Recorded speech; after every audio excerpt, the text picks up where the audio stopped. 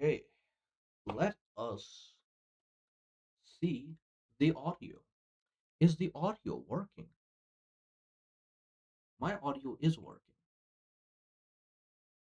Game audio, is it working?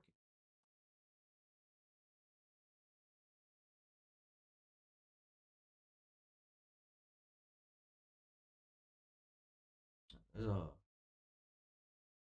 little bit of a delay here. Okay, it is not. Let me fix it. Now it should be working.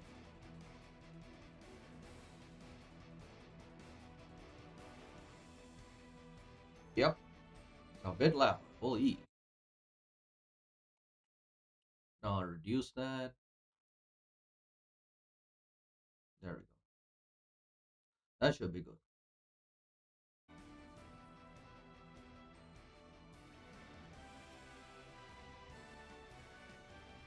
Okay, it's good.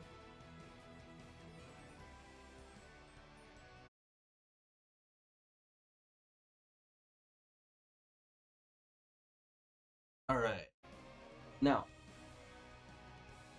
this is something I wanted to do for a while now. Just make a matchup chart for a character that I have played for the majority of the time I've played this game. I have played a lot of characters in this game, almost everybody you see here, except of course, Wayne and Ricala, because these two are locked. But aside from them, played basically pretty much everybody. I mean, talking optimal combos, setup, the most I could find and play, with all of them. So today we're gonna be doing a matchup card, right? And we're gonna be making a tier list on a Beelzebum. I have the tier list open right here. We're gonna be ranking it based on, you know, who Beelzebub feels like the easiest fighting against. And let me just right here. So we're gonna have let's see. What should I call Bubs over here? I guess I could just do it. Beelzebum. Beelzebum, because why not? And he's right here. Boom. Then we can have this as being the easy to fight, slightly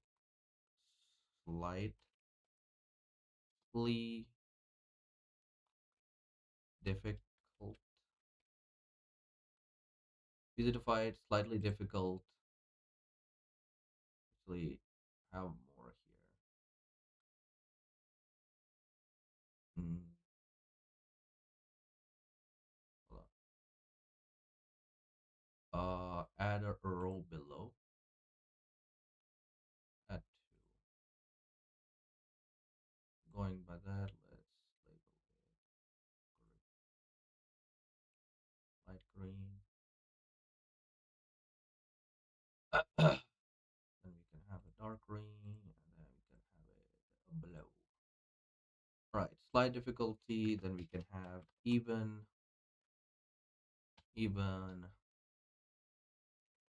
Then for this one,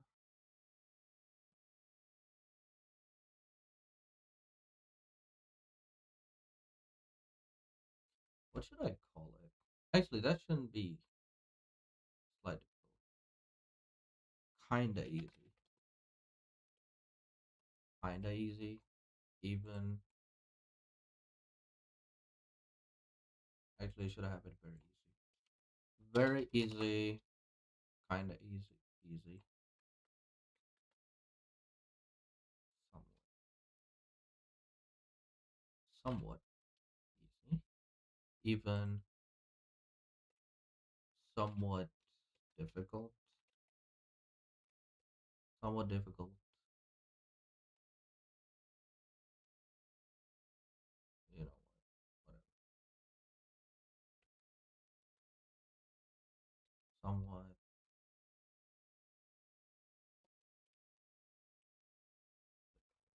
Wow, this one just got messed up. All right, we're gonna keep that messed up part as is. happened to?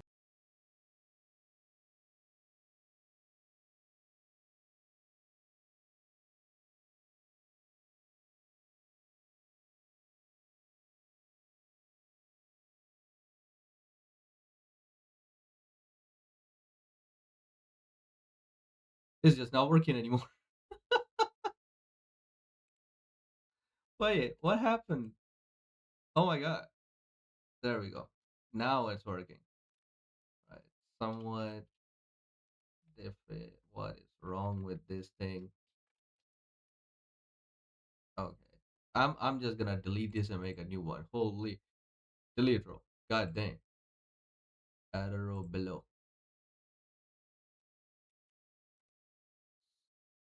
Then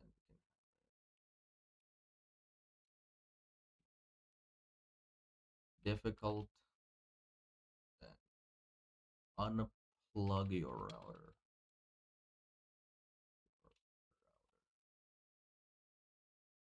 I'm hoping it's actually visible. Yeah, this is YouTube. Let's see, slightly. Please work this time. Thank you. All right. Now that that's been made, let's say let's turn off the monitor. So first off, of course we got Gran. Gonna use the base color, because why not? Gran blue. And of course you're fighting bubs. So what does Gran have? I hope I didn't choose the X Gran on accident, because this is gonna be so embarrassing. Holy. One second. I think I chose the X. I did. My bad. Normal Gran. So, normal Gran. Of course, we got the DP. The DP. All of it crushes the dive, because dive hitboxes are pretty bad. Right? And of course I did get the frame meter mod set up for this. There we go. If I can. There you go. As you can see, the dive hitbox is pretty bad. So it's pretty easy to punish. You can use you know, DPs to punish it. It's the easier way to do it. It's the easier way to punish dive. Usually you just not that. You just backdash the dive and you got 10 frames to punish. But you know, that is the easier way to do it. He does have the easy way, so he gets that. Second, Bub has this, which is his usual way of doing pressure at about this range. Right? You can throw that for the two moves. And what does Gran have to do? A really easy option that puts in 64. Right? You go here, you do this, Gran just gets to run up and do his pressure. Very easy. Right?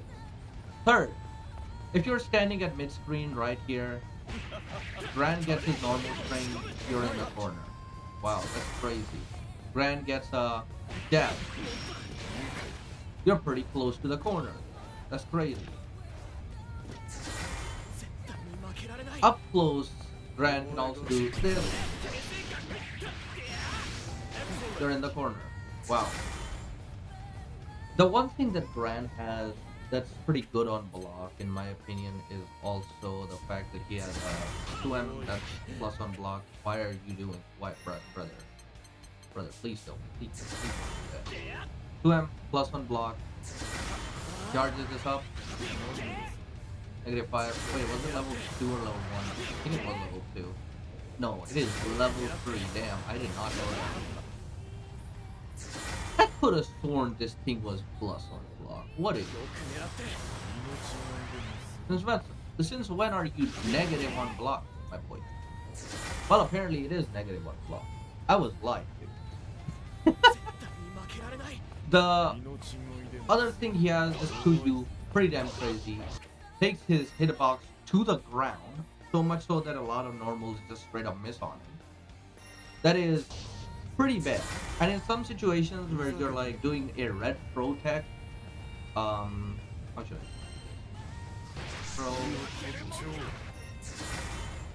Let me actually put it on throw break.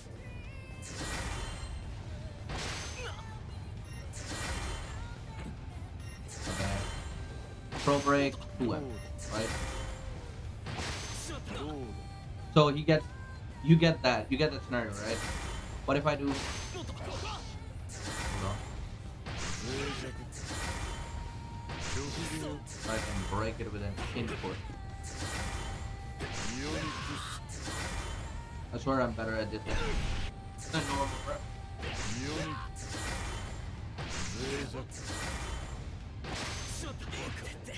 And I actually do this. Oh my lord. No, I'm not doing it right.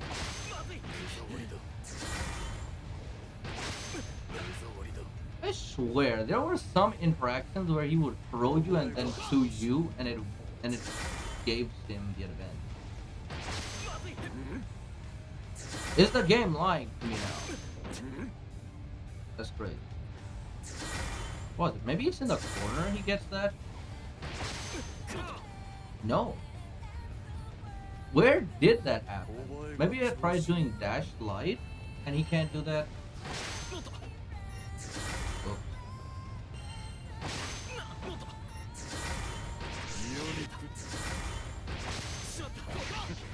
Yeah, maybe I tried doing dash slide. But yeah, 2U is pretty nice on him. Then as for his normal pressure, dash, bump, to throw. He does a lot of throw and throw bait, and the one thing that he does have that assists him in throw baiting is run up into one for you. Since this move puts him in airborne status, so if you try to throw him as if his entire pressure is just throw. Just walk up to him, throw. Light, throw. Low, throw. So as soon as he comes up and does this instead, right? Say you're not blocking it, you get hit by it. That's pretty corner. And in the corner, his damage is pretty high. Whether it be from a throw bait, he gets in, dashes back, throw bait Q, into super or whatever, because I don't play Gran, I don't know his combos, but his damage is fairly high. I think it's around 8k to 9k, I believe so. Let me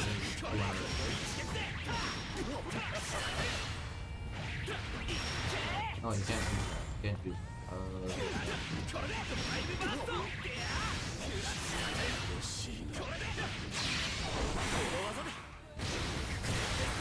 Yeah, he has 8.6k damage. And he gets that pretty consistently too, from, let's say, he pushes you like around.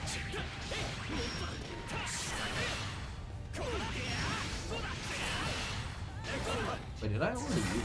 I think I already used it. Do that.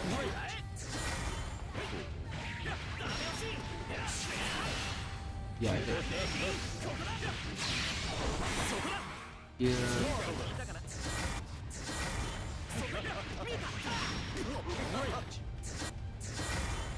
Okay, straight, like this.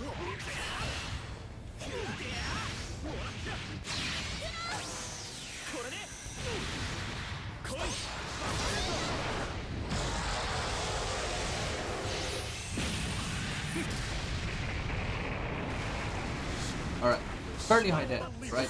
8k damage on average. Not something you want to get hit by. Overall, in the tier list, I would say Gran, the normal variation of him at least, should rank in slightly difficult. Because I believe that he can just shut out our fireball pressure pretty easily. And that is for most ult skills. For most characters with ult skill fireball, they can just shut out our pressure. On top of that, his corner pressure being actually somewhat scary. Yeah, he's in slightly difficult. Next, EX Gran. So, thing about EX Gran is that this boy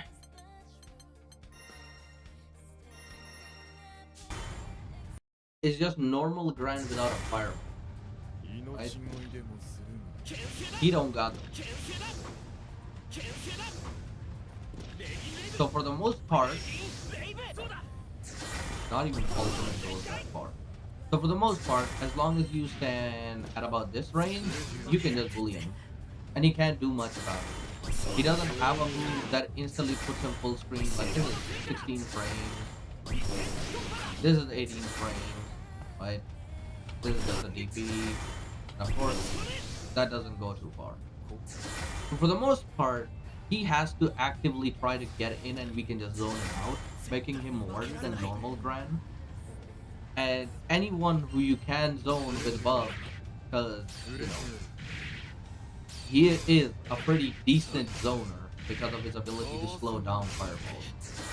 If you can zone anybody with bubs, you are automatically winning as this character. So if I'm capable of zoning EX Gran, I think he's a somewhat easy character to beat. He still has the normals that Gran does, but the lack of a ultimate fireball is his reason I think he's easier than normal Gran. Now, Jita. She suffers kind of the same way that EX Gran does, right? She does have a lot of the same things that he does, where this is plus in certain scenarios. Okay, it's -2 here. Card level 1 is +2. +2 again. Card level 3 is also +2. Okay. So she has plus frames. She got an 8 frame or medium. That's pretty huge. 7 frame 2M. That's also pretty good. Far heavy. That's 10 frames. Very nice. And of course, you can light into heavy for the throw pressure. Overall, she works kind of the same way that Gran does, other than one simple factoid. She can throw a fireball. And unlike EX Gran, this fireball has the same property as our light fireball. But of course, our medium fireball beats it, right? We just charge that up. He loses to that, right? And unlike those other scenarios that I did mention, he kind of doesn't have an ultimate fireball, right? Her ult fireball can hit from neutral, but if you move even a little bit outside, this thing will lose. Which means we can zone her. And if you can zone a character, that means you're winning as Bubs. So she gets put in here as well. I think you're winning against Jita. Normal Jita, right? Not the EX one. Now, actually, I am debating if I should put normal Jita in very easy or somewhat easy, because she is easy, but also not that much, because she doesn't really have that bad of a speed. Her speed is pretty nice. It's pretty good. Her speed stat is pretty good. So I don't know. I don't know. I think she's okay where she is right now. She's somewhat easy. Now then, let's close that. Let's see. We're gonna bring in the EX Vita.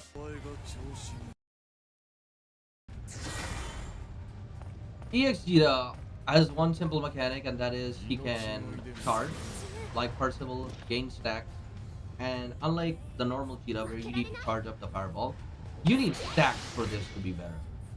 And it kind of works the same way. Oops, gotta need him to charge. Where she loses to the medium fireball, right? But if it's the light one, it flex. So it has the same property as our light fireball, other than that there is nothing too special about her. Let me actually try this too. Yeah, even her heavy fireball loses to the medium. So all in all, This is the only thing she has over normal Jita, other than she does have a little bit of a corner carry. Let me see from where. Yeah, she could do it from that.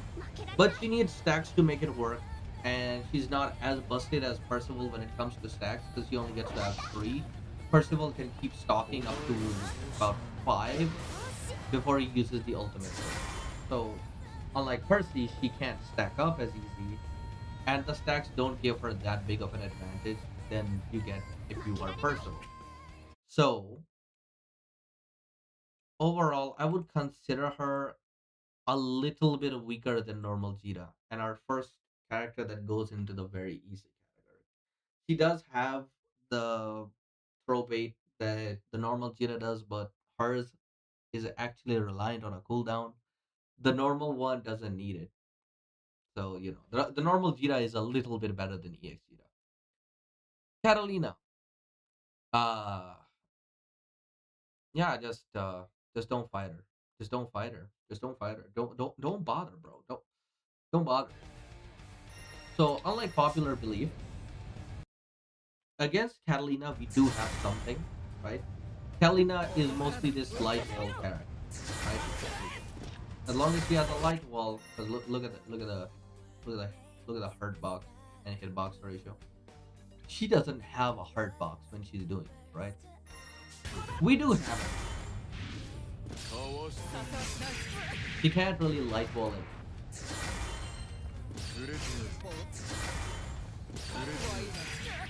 She can't really light wall or fireball. However, unlike the previous characters, she can do something about it, right? And currently, they did buff it, so even this can do something about it. Not all the time. As long as we're fully charging the stuff, she should not be able to do anything. But if we're just doing normal, wow, yeah, so it stops her. Otherwise, she does have a faster fireball, an insanely fast one, a slower one that she can throw and follow behind. And this is also kind of nice. But the bigger thing is just this. So long as she has light wall, we can't really dive on her. So, unlike other characters that completely shut off our fireball because they have an old fireball, which she does too, she can also shut off the dive. What do I mean by that?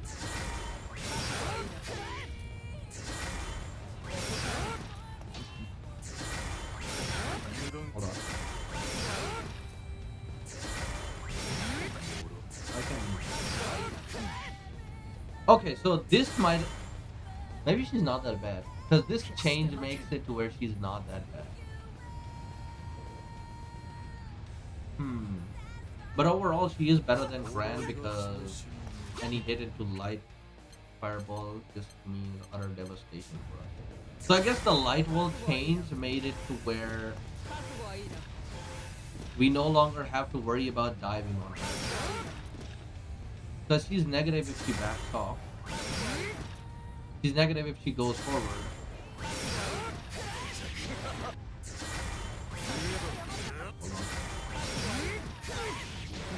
But she can still hit us.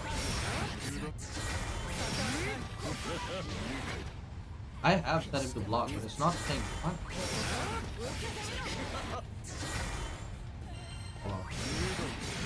Let me do that. Maybe this work? Okay. So yeah, the light wall nerf maybe really did get her, and she can't really do anything about us anymore. As long as we do the heavy dive on light wall. So that's kind of nice. Now everything else about her is very cringe. The fact that she, as I showed, she is able to do a bunch of nasty stuff like this.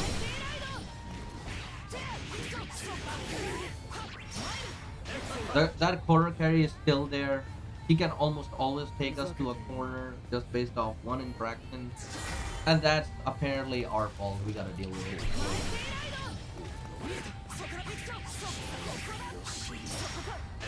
Naturally, I don't like that. Right?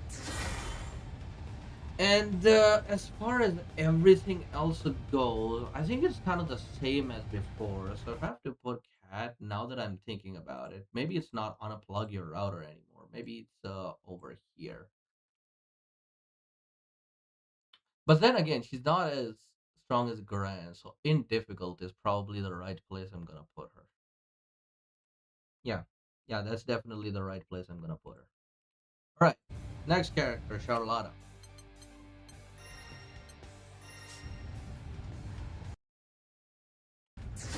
Charlotta is another character that we can just zone because she doesn't have a fireball. However, she does have one thing that's pretty cringe to deal with, and that is the light DB. Problem with the light DP is that it makes pressuring her using normals a very hard. This is just a cringe move if I'm being honest. This is a 6 frame DP that's going to crush every single normal in our kit, right? Very cringe. I don't know what this interaction does. Let me give it a check.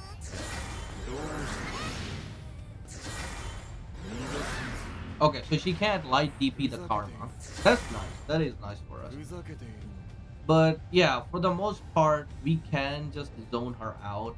She does have a unique jump, which makes it a little bit harder, but not by a lot.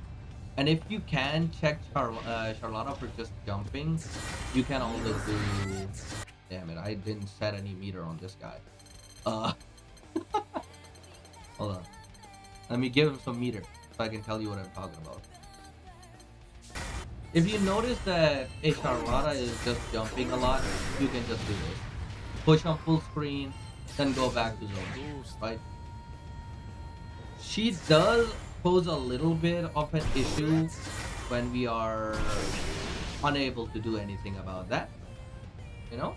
If we try to do something using our unblockable setup. Oh, so we can punish her using the unblockable setup. That is very nice. Okay, so she might be advantageous for us.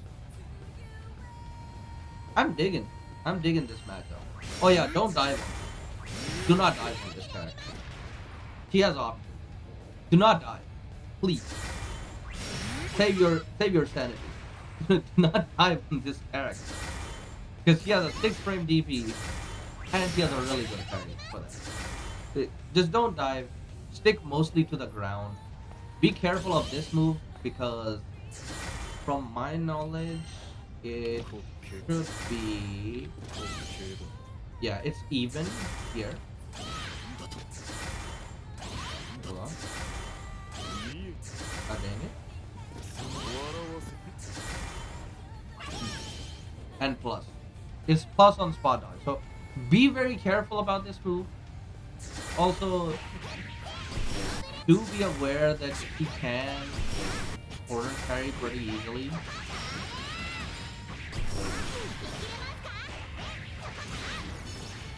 Excellent.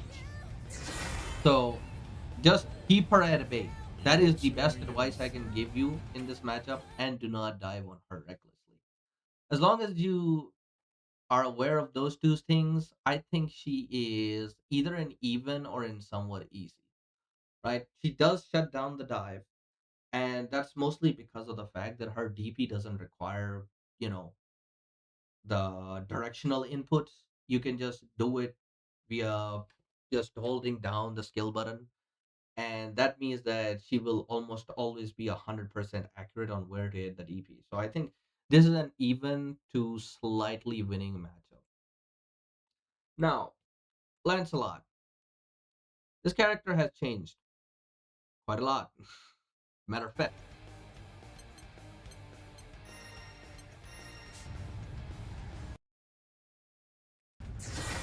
unlike Charlotta, this boy can actually go full screen, right? He can teleport full screen. That's an issue. Because if you try to zone him by holding down our attack, he can just be in our face.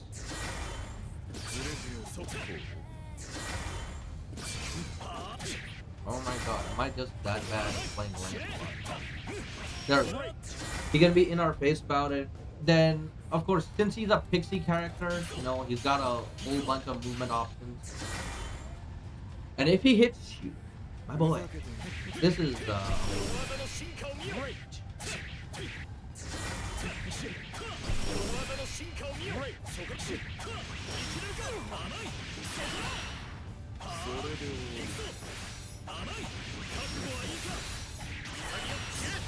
he takes you to the corner pretty easy. Second, he also has this. Overall, diving on this character isn't that hard because he does lack a traditional DP, but he does have it. So if you do happen to be diving, he can just pick the skies and not be there. So be careful about that.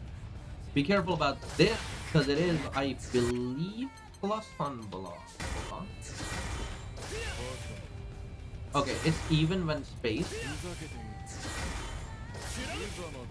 and it's plus here.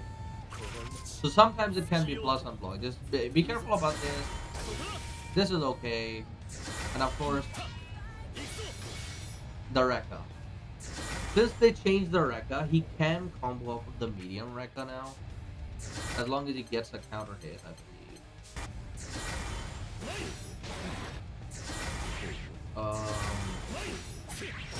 Yeah, there you go. Where was that combo, man?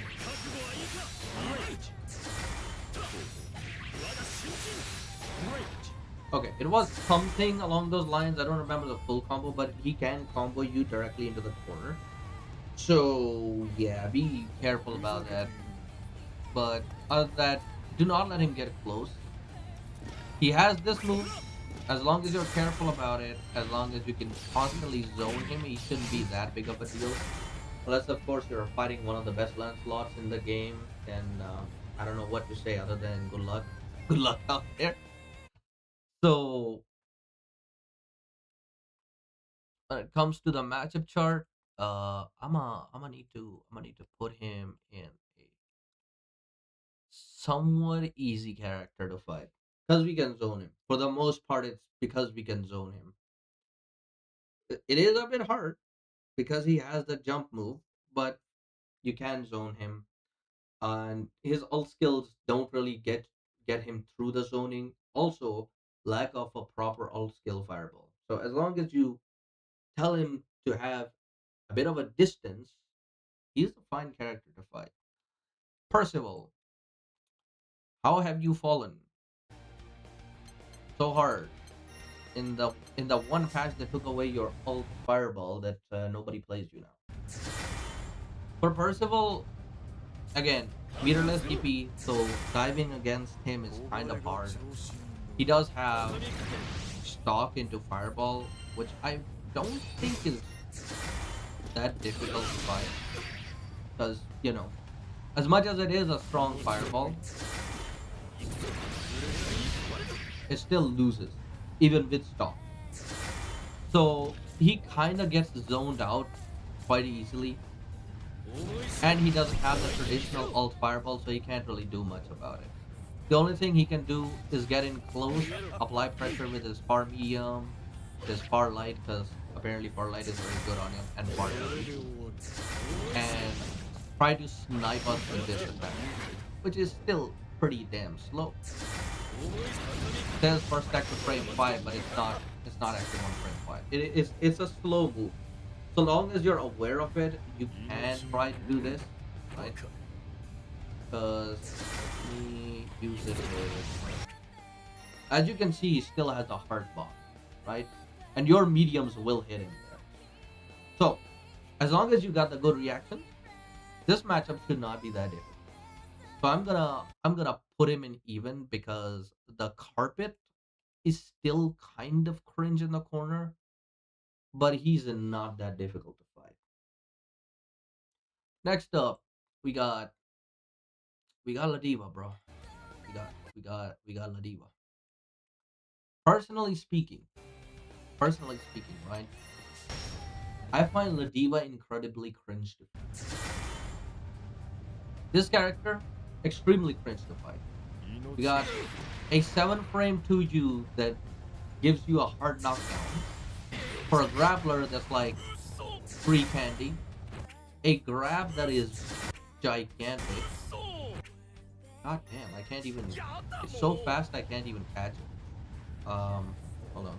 If I do it with 2 hands, maybe that didn't work. Um, damn it, I was too fast, too slow. Perfect. Do you see how gigantic that grab is? That is also 5 frames, by the way. So this character has a 5 frame command grab, right? You cannot block it. You have to guess it. It is only minus 53. So if you jump it wrong, for example, if you back jump it, you can't really do much about it. Unless you're Beelzebum, because Bubs can do something. So we do have an advantage. Also, this character, 1, 2,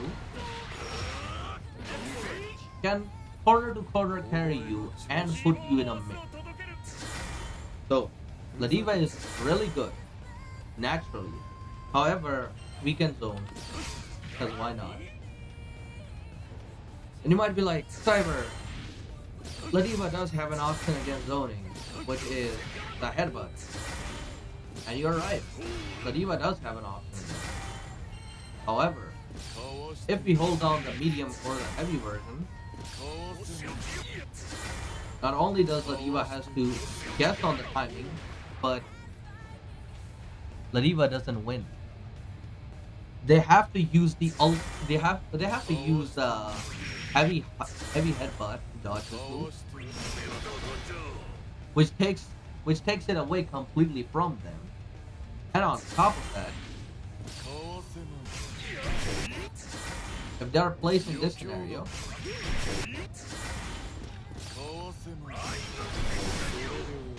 wow, they actually win. My bad. They would lose. Okay, do not try that, bro. Do not try that. Okay, maybe we can try something else. Let me try that. Okay, so that works. Karma. Don't do the other thing that I'm gonna do. This one, yeah, it's a counter fight. So whenever you see them, karma them, it's gonna put them full screen, and they won't be able to do much about it. So overall, we do have an answer to Ladiva, but this matchup is just cringe for me. However, since I have to be objective about this, I'm going to put Ladiva in very easy. Because let's be honest, this matchup should be very easy.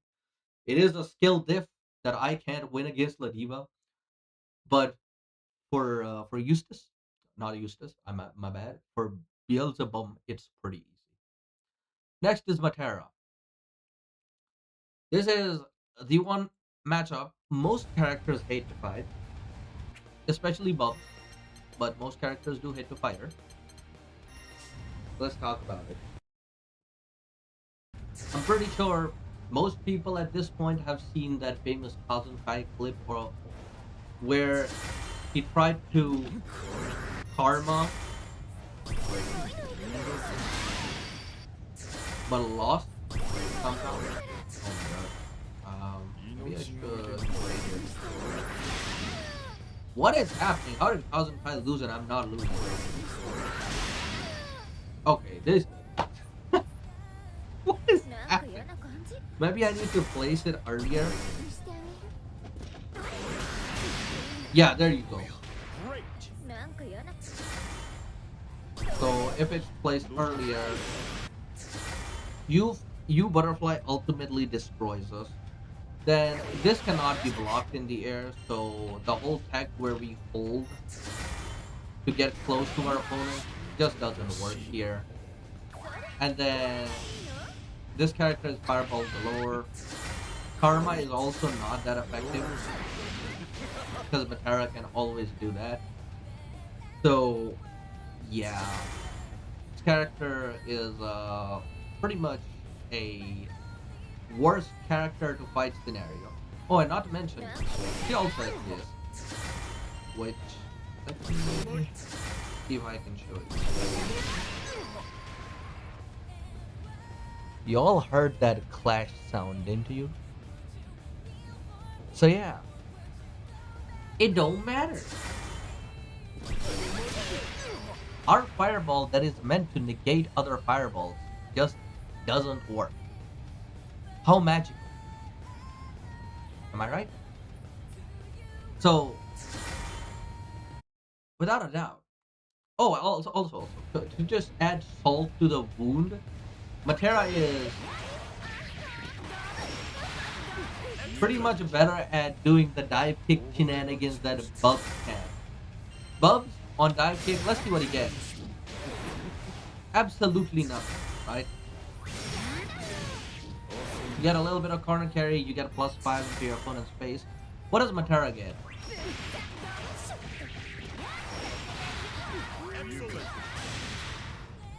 Full corner carry, higher damage, and a setup. Just to spit in our face. And yes, just like Beelzebum, you know, if you're blocking Matera while she's doing this move, she is plus on a block. And unlike Bubs, where Bubs can be +7, this character can be +16, right? Up to +16. And she can also do it on the normal variations too, I believe. Yeah, +4 on the normal one. The medium one is even. This one is +4.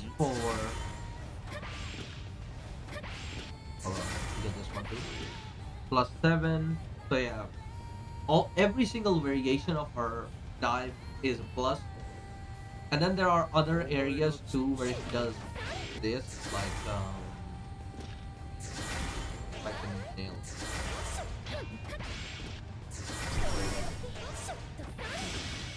So yeah, there are a lot of scenarios she can combo off of with the butterflies to keep you away, then explode it earlier. Anyways, there's a lot of issues in this matchup that you just don't want to like at all. She can set up this to keep herself safe from dying. Can I set this up? Even if she gets hit, the butterfly just saves her instantly. So yeah, without a doubt, this matchup is one of the worst against us. So we're gonna put her in unplug your router. Just don't fight this character at all. Like, please save your sanity. If you see this character, just unplug the router. It's much better to lose that way than to actually fight her and lose your mind over it. Lowain. Recently, Lowain did get nerfed in one major area, and that was that his ultimate fireball is no longer cringe. So, in the case that we throw this now, he sees that coming, right? We're able to block. But then again, that was there before, my bad. That was a bad example. Hold on. Let me give you a better example. Actually, this is something I haven't tried before. Never mind. That scenario still plays out. That's crazy.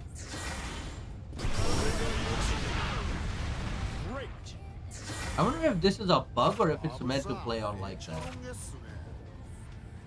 Because I thought if he got hit, then it wouldn't work.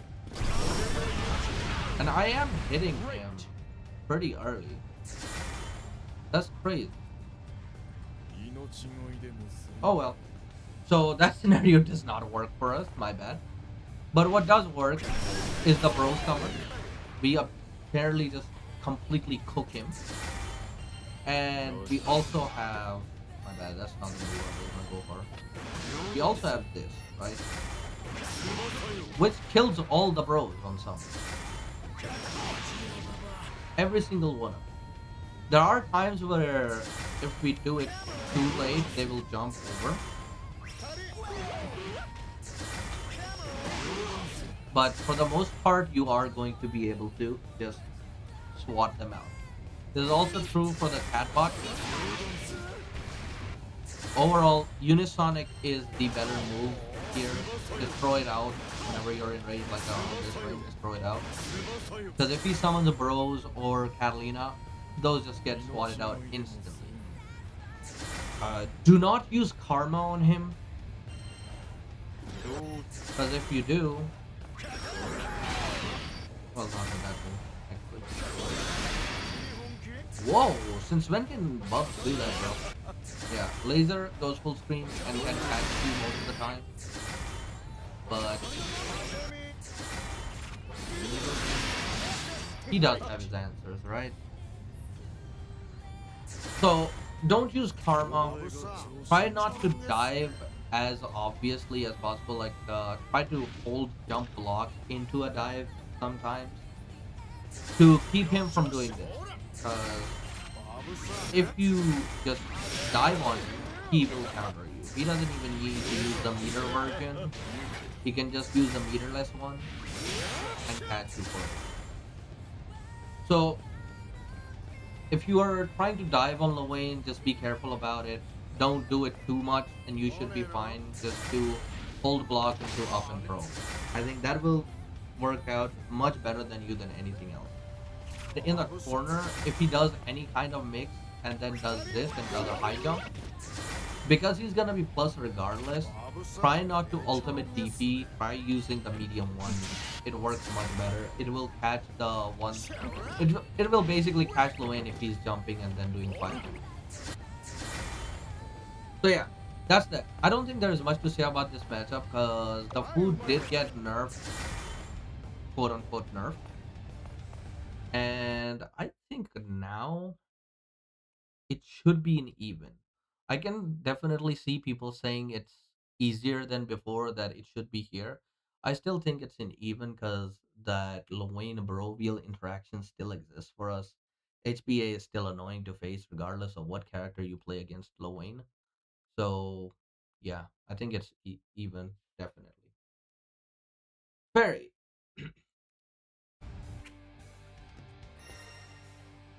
Fairy is a very interesting character. She is one of the few characters in the game that is a zoner, but one that uses her normals. So as you can see, she extends out her hurt box quite a bit. And if you've been playing any character that, doesn't have a fireball, you'll know that as long as you stand out of Fairy's range and try to punish her that way, it works every time. Right?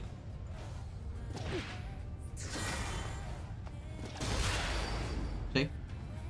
There it just worked. And there are certain angles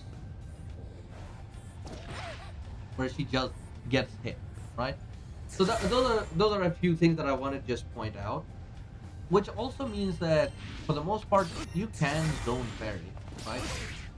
Because she will get hit. She does have a hard box during all of it. However, do keep in mind that she does have a projectile too, right? It's just a straight up projectile. And if you're going full screen and throwing fireballs, she can always just do this, catch you off. As far as GG is concerned, the fireballs do treat him like an actual object. So if he's thrown out, he will get cancelled. So that's also another thing we have that most characters don't, is that our medium fireballs will just clock GG out of the game. It doesn't affect medium GG though. So medium will always land. Be careful. It just goes way too high up in the air for us to do anything. The heavy GG just doesn't have a hitbox, as you can see, so not much can be done about it.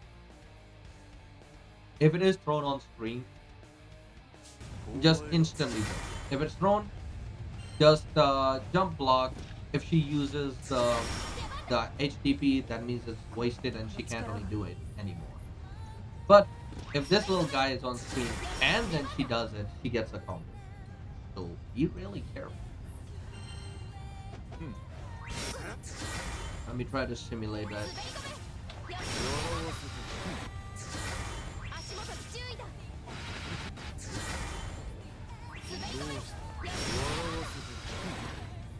Maybe I need to hold it more to make it possible, but there are weird interactions like that. And of course, we also have Le Teleport. So if she's zoning you out hard, you can just try to hope for the fact that she will throw out a normal again. Then you can go in to try and punish her. Because she is fairly negative. As you can see, minus 31, minus 43, minus 34. You can definitely punish her. Go for the teleport if you feel like it's gonna work. And of course, we have the good old super as well. I don't have full meter on him. I'm not gonna go and get it. But we do have meter to make use of it if possible. Overall, Fairy is somewhat, I think, even. I know, difficult to believe, but she is definitely beatable. We do have options that beat him. And I know someone's gonna be out there and say, "Oh, but what about really good fairy mains like Beepaw or Raz?" Yeah, can be difficult, but remember, fairy specializes in zoning. We have a meterless DP. We have fireballs. We have a full screen fireball super. All that and more. Yes, she can mix you, but we can always just not let that scenario happen. And of course, we also have the teleport. If anything, she's either in here or slightly difficult. I think since I have made 4 different roles, I think I'll put her in slightly difficult. I do think she is a little bit harder than Gran, so I guess I'll put her here. Anyways, Zeta, they buffed her, so automatically you know it's gonna be bad. What did they do? They buffed the combo that she gets, right? If you're right here, you've cornered that he gets 1 hit. Hold on, my bad. I forgot to enable don't block. If she gets a single hit,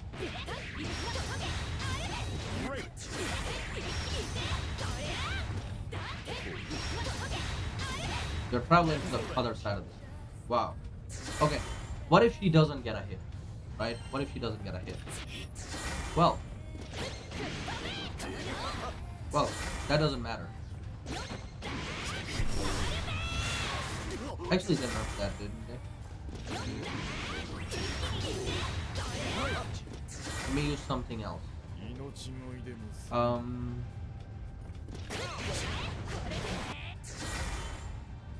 What could she do from this?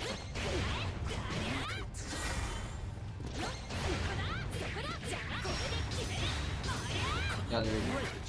You're going halfway across the screen for using a far medium.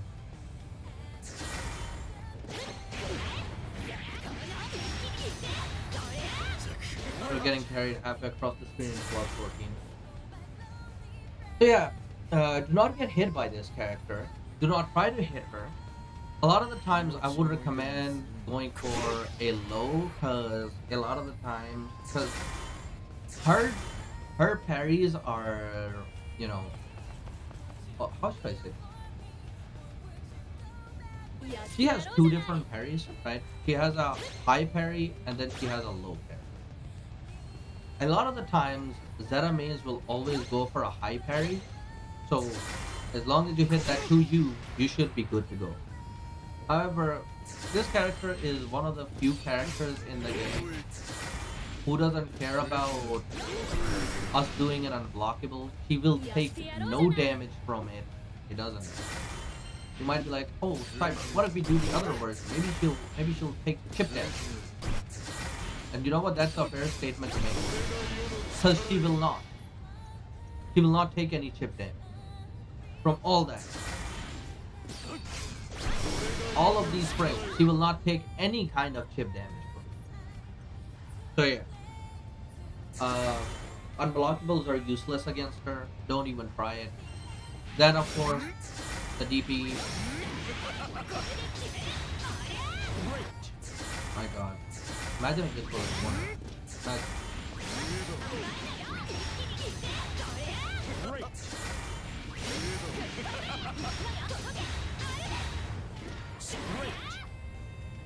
You can't even do that in the corner. So for the most part, I would recommend when fighting against this character, make sure she's not on 50 meters because she does have a laser, right? Make sure she's not on 50 meter. Try to just keep approaching her with a low option because they will never parry with a low. Trust me on this. They never do, right? And if you want to try and bait her with using a parry, don't try to bait her with like jumping into medium, right? Medium dive. Always go for like instant jump dive right here, because even if she does go for something along the lines of trying to anti-air you, she will more than often than not miss, and then you can always far heavy into pulling, right? So say a scenario like this happens where I'm just jumping into nothing. I'm like right here, I jump into nothing, and then I do it.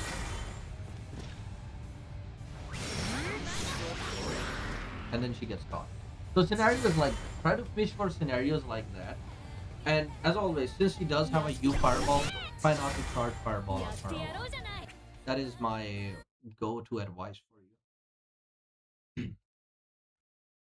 But in the tier list, Zeta depends on the difficulty on facing a Zeta depends on how good Zeta is. If the Zeta you're fighting is Shosan or Bread, you can put her right here. You can put her into unplug your router as quickly as possible. Because those guys are not gonna let you do anything. But if it's not a Zeta that's Shosan or Bread level, maybe right here. I think that she's difficult, but she's definitely not that difficult where you pull your hair out.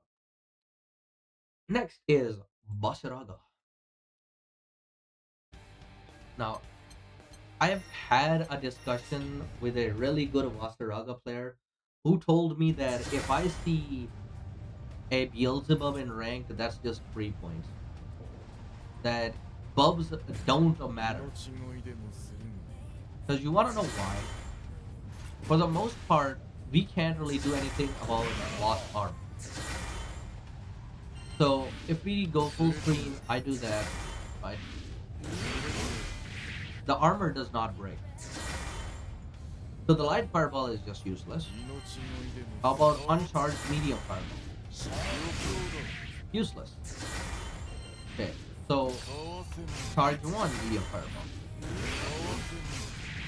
Actually useless. So we have to spend about 46 frames just hoping that the Wasaraga we're facing is not gonna just, dash it instantly, right? Let's say we're right here, and then we do that. The Was has 46 frames to do anything. They can do this into this, they can do this into this. They can just walk up into this. They can just do medium. And of course, they do have an alt fireball, which on hit allows them to combo. So no, this is a very horrible matchup. Thank the stars, we do have, the command grab super, so we can do something in certain scenarios. But overall, when you're fighting a Wasaraga, just don't bother. Even when, you're doing a dive.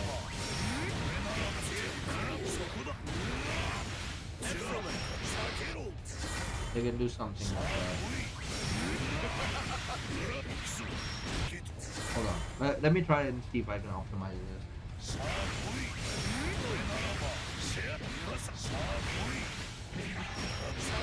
Yeah.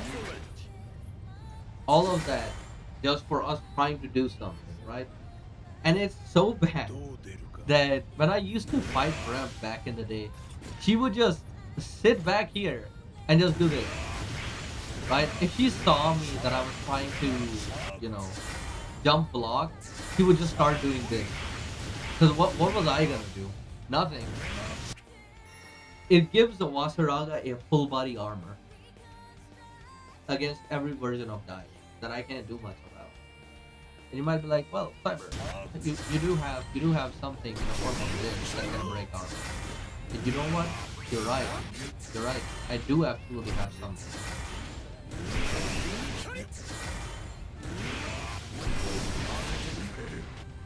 But you're not gonna tell me that in the entire time it took me to do something, they can't just full body armor. No, no, it's not gonna work. And of course, in the corner, you can't even BC this monster. So yeah, this guy is going into the very hard to beat characters. Um, I would say he's in unplug your router, to be fair, because he does ginormous amounts of damage. He is pretty hard to fight. I can also see a situation where he's like a Zeta, where the better the Wasaraga, the harder it is for you.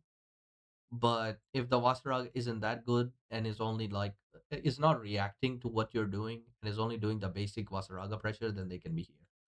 But if they are, reacting to what you're doing, they most definitely belong in here. So it depends. It depends on the player a little bit. Normal Narmaya. Well, do I have a story? Narmaya has not gotten changed for the longest time. But that doesn't mean she hasn't gotten better, right? Because every single one of Narmaya's competition has been booted from top tier. In my opinion, he is top tier.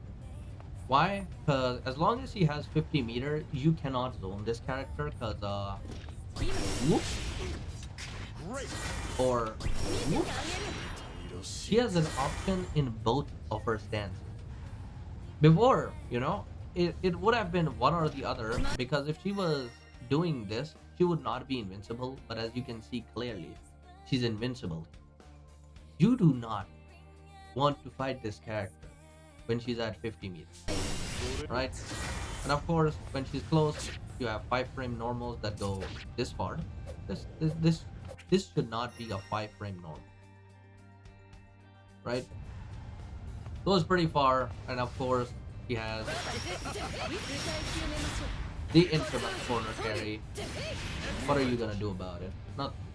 Nothing. Because she can just walk off counter hit and corner carry you instantly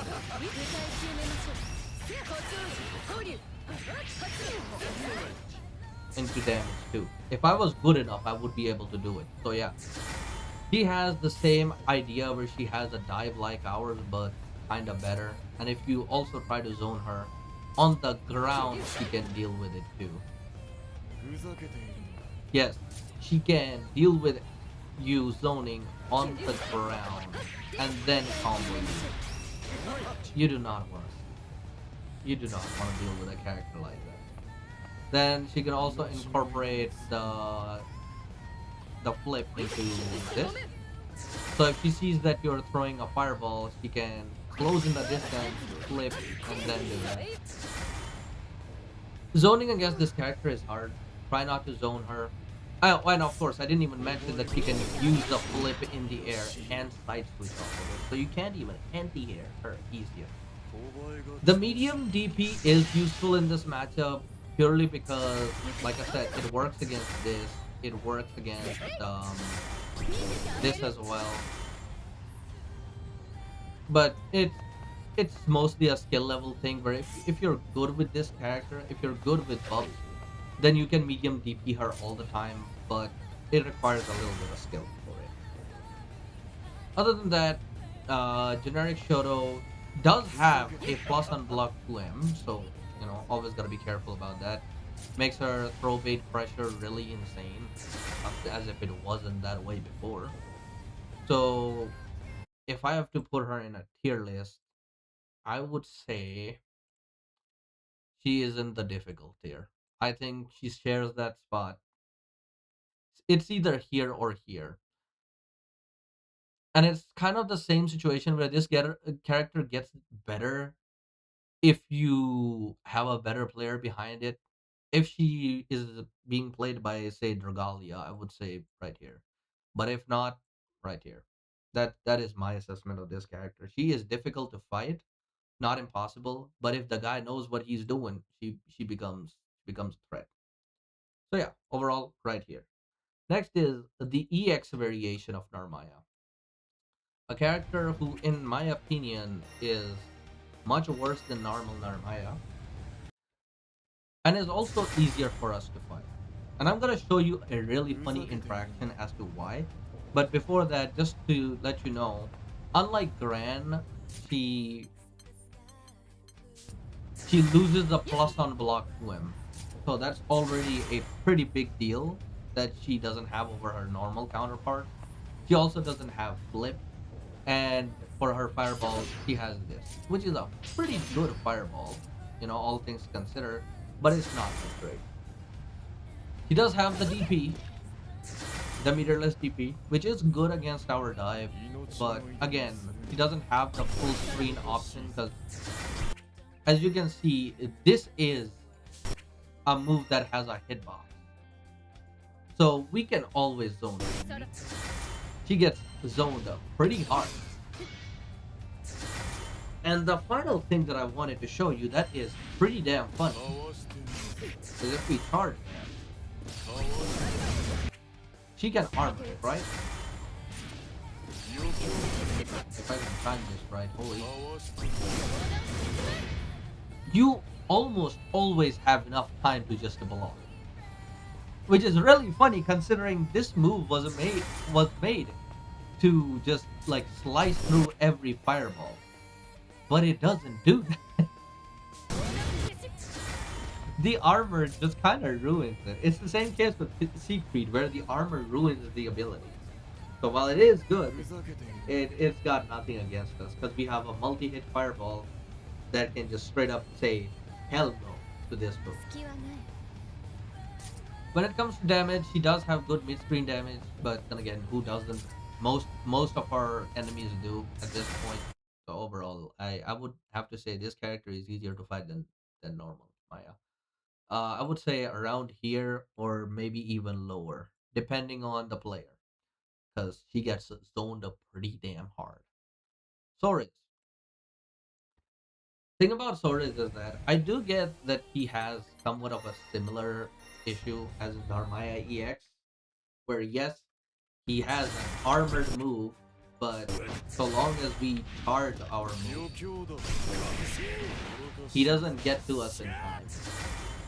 The bigger problem arises with the fact that this character has a way too many plus frames, a little too good of a close-up pressure, and of course he's got that throw bait that deals a lot of damage.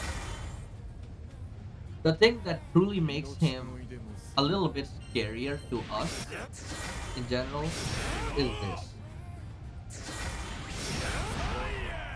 where he can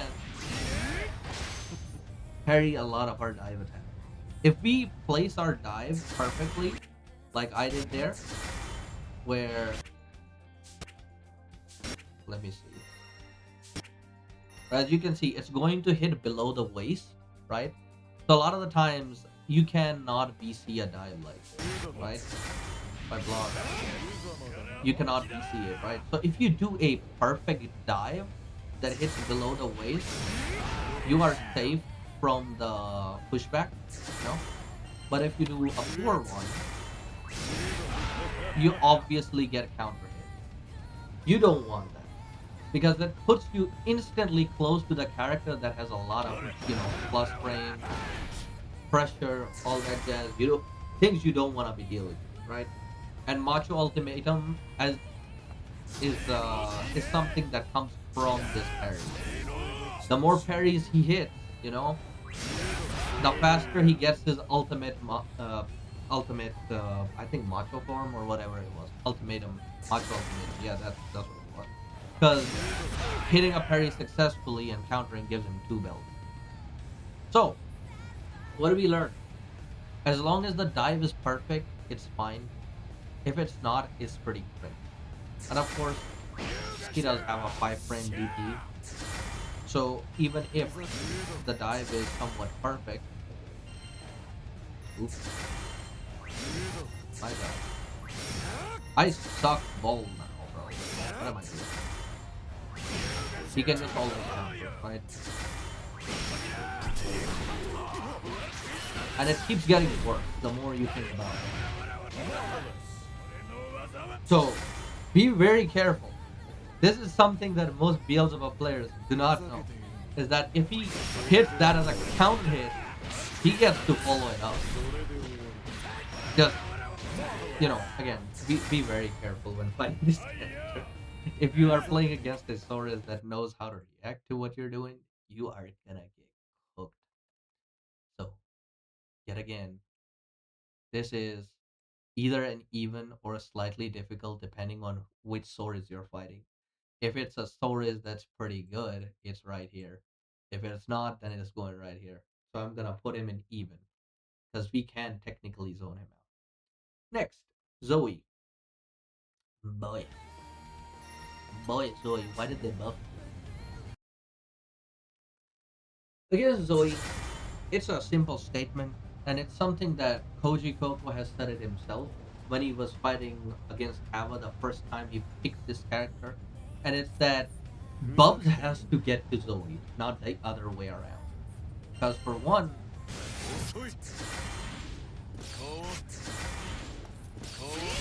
we can't really zone this character, like, at all. Then, this is just a straight up hitbox, right? This is just a hitbox, right? You see this hitbox and you might be like, wow, that's a projectile, but that's not. That's a strike hitbox. You cannot block this in the air, right? You can roll it, which is pretty nice, but you cannot block it at all. And all this time, when you're blocking it, Zoe is gaining a meter for her dragon, right? It puts her at 50, which means more laser that you have to deal with. And of course, if that wasn't enough, you try to dive on the character. Too bad. Why did you do it? Now you're in the corner. So, the devs have really screwed us over with giving her this, which means now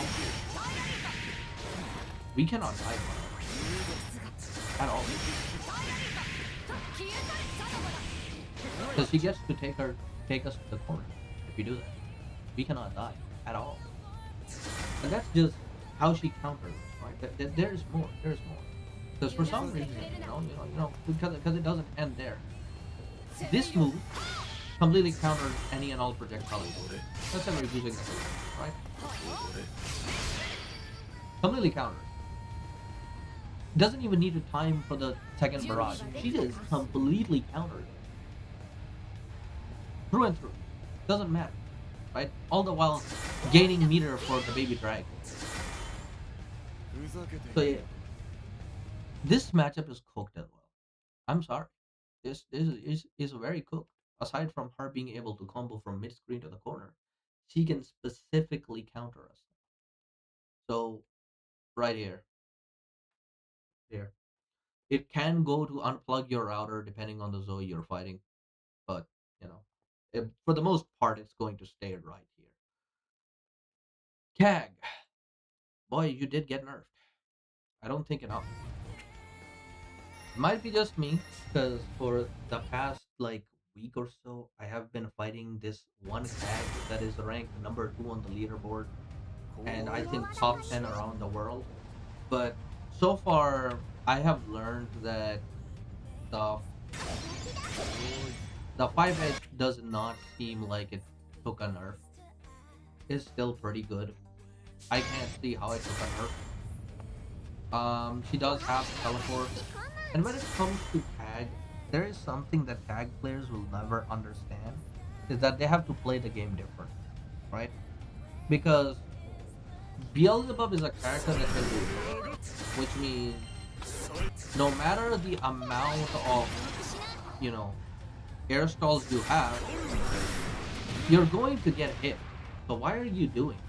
Stop doing air stalls and you will be fine. Just play the grounding game. Play your broken dash slide. Play with your broken dash slide. Play with your broken 5 heavy. Play with your obviously good to you. Play with your ground spears, as you can. Play with this as you can. Just don't, just don't try this teleport block, please. You're just, you know, not gonna win because of that. Just don't teleport.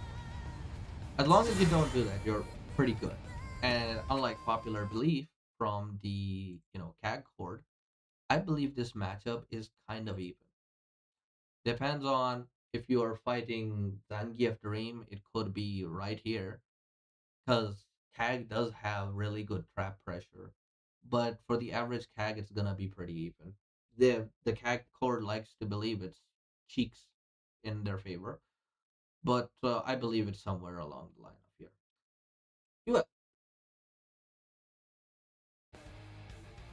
So UL is gonna be one of those hot takes.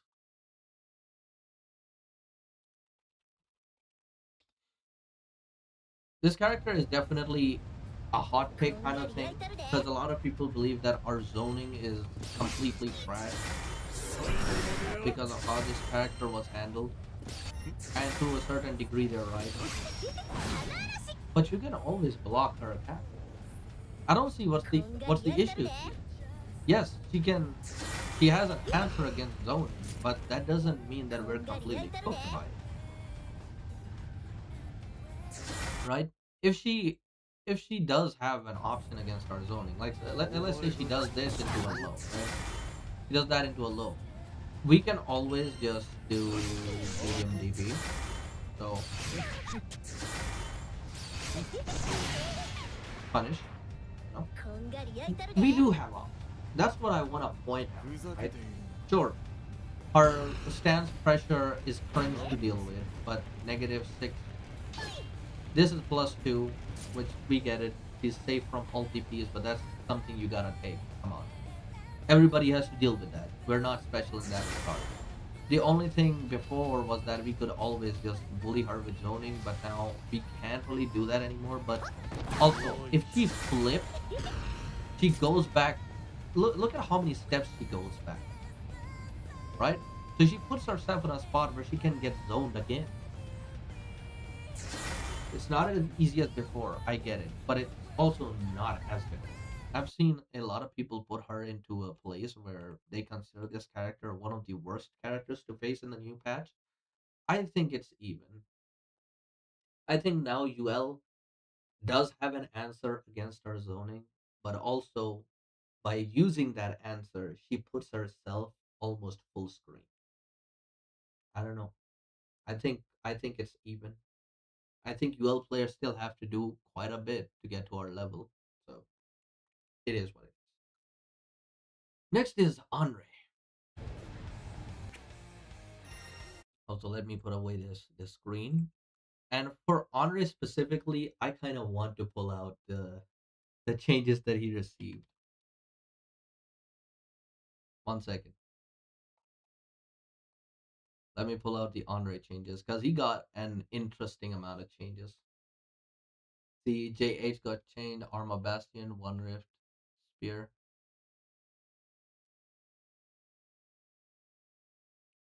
uh, Raksha,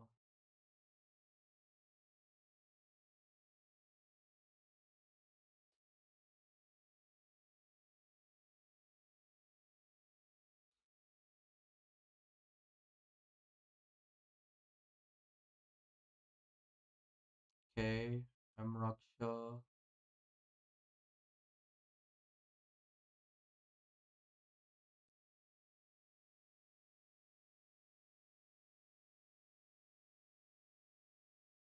Spiral Spear, Astral Piercer,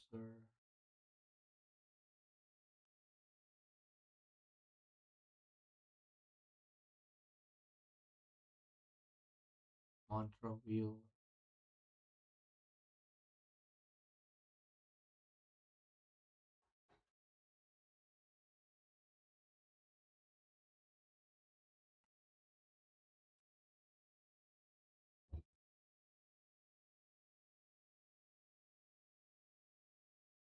Hell's Fleeting Spark.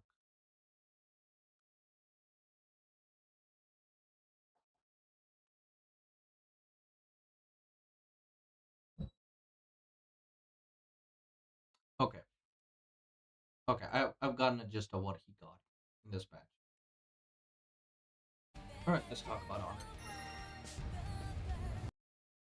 So far, I've seen somewhat of visual play this character and a little bit of what um Redeemer played this character. To a certain degree, he is worse than before, right? For example, um, this is no longer plus on block, which is very good for us because before, if it would hit, he would not only be plus on block, but on hit, he would get a grounded combo. Now that's no longer, right? Now you get the aerial combo, meaning it ends faster. Yeah, yeah. So it's much worse. The dive is much worse, and it makes sense because dive is supposed to be a Beelzebub specialty, and the more characters that have it, the least useful on buffs it seems. But other than that, the light rock shot has lost its utility at fighting against buffs. Because before, if he were to throw out a fireball, he could just El Rocksha, hit the fireball, and then hit us. But now he can't really do anything about it. The medium Rocksha can still do something about that. So be careful. Be careful when fighting this character, and just be careful when he's using the medium wave. Do not get hit by it, because it will pull you in for a combo. As you can see. And it gets pretty disgusting. So do not get hit by this. Next is this, which was, I believe, mostly unchanged.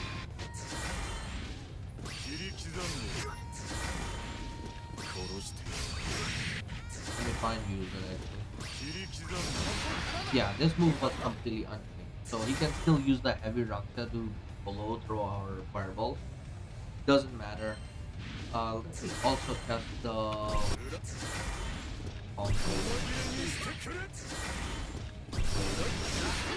yeah, so he can still destroy a lot of fireballs with the heavy version. So heavy version is pretty cringe to deal with. The medium version is cringe to deal with. The heavy version being unchanged kind of makes it where we still cannot zone him as effectively as before. And of course, since this guy has parries, especially a frame one parry, diving on him is pretty much it.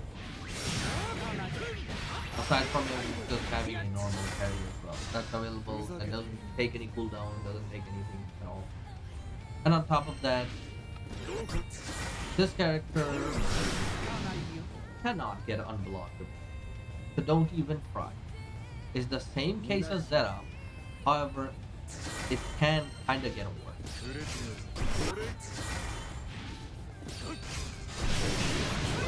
Let me actually try to do it. Wow! I thought that case was... That's crazy, he can't parry that. But he can do other things. He does have options. I was just interested about the other parry. But he does have other options. So yeah. You can't unblockable this guy at all. Don't even try it. Just try to stay as close. That's my only advice I can give you, is that stay close to him. And one final thing. People will say that this super got nerfed pretty hard, and yeah, that is true. But Andre was never a character that solely relied on this super. He can always just use his ultimate options, because those are pretty damn strong as ultimate, right? All of them are very good. So yeah, for the most part, this matchup I think remains unchanged. Well, actually, it did get changed a little bit. It's not a doom and gloom matchup anymore. It's an okay match. And remember, if he's right here, do not throw a fireball at him, because he can still do this. Right? Don't throw a fireball at him. And I know that a lot of people will say that at medium, his mediums are pretty slow, 10 frame and 12 frame. So unlike most characters, as long as you're at this range, he's at a disadvantage. Um, my argument is that if you try to medium him, he still has options.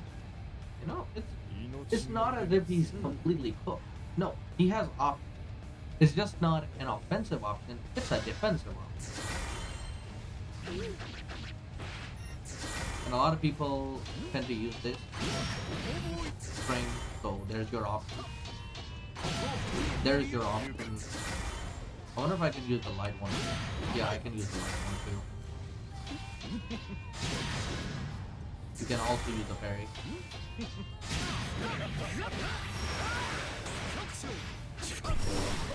There you go.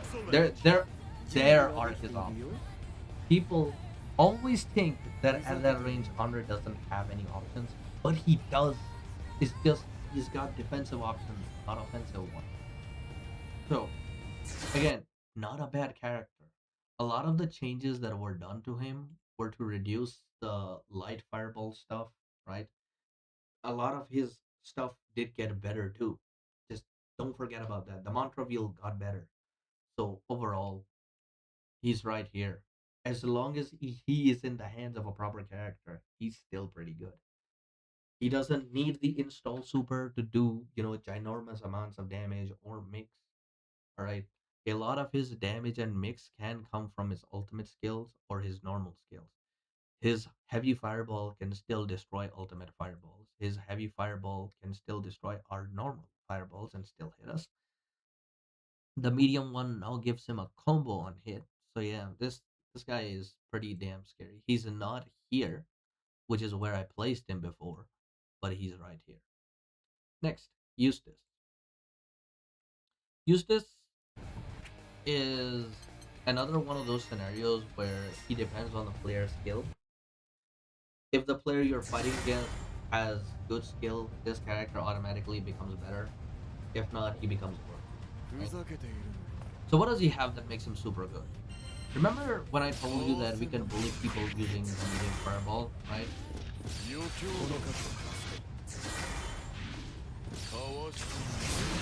He does not have to worry about that. This shot that he's throwing out right now, it works exactly like Andre's move, where this ability is like a physical hitbox. It will beat almost every single fireball in the game that is not an ultimate fireball, against whom it loses to, right? So say, although I'm not even sure if Bubs can beat it. Let me give this a shot.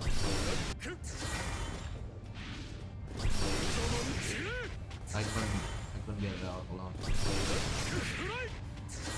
God damn, it's pretty hard.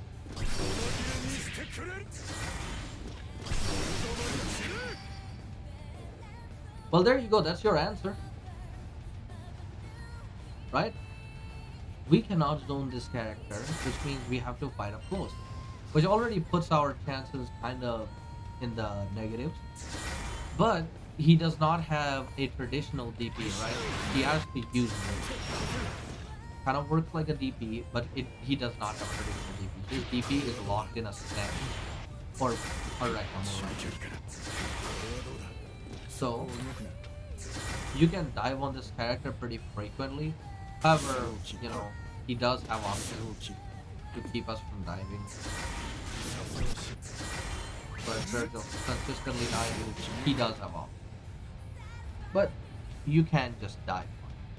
And of course, if he is trying to zone you out hard, we do have access to a teleport. Can become useful in some specific scenarios. So yeah, while I do think this character is kind of awful to face just because of the type of character he is, I would have to put him in slight difficulty. Not that hard, but also not that easy either. Next is Sheiks. Why did they buff it? Why did they buff the one move that ultimately cooks us? The buff to Empty Hand is insane because now he gets a crouching combo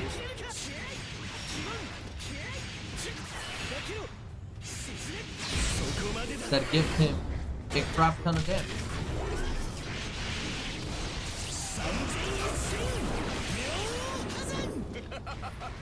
9k damage for just, throwing out a random fireball because I felt like. Oh my god, I want to zone him from full screen. That'll be a great idea. No.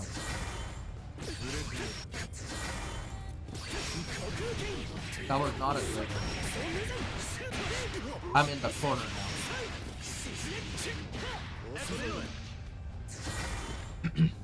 So yeah, as you can guess, zoning him is extremely hard now. Because this is now invincible. For some reason. I don't know why. I don't know why they made this movie. Why did you do it, Devs? But because this is invincible, we can no longer heavy him from that range. He is a bit harder to face than before. But remember, he has the lowest HP in the game. He's tied for the lowest HP in the game. So long as we do get a hit in, this guy turns dust real fast. So, for the most part, yeah, he is a bit harder to face now. Mostly because this got buffed, right? He does have the ultimate claws, which can be pretty annoying to fight. This move still allows him to combo, because why not? Excellent.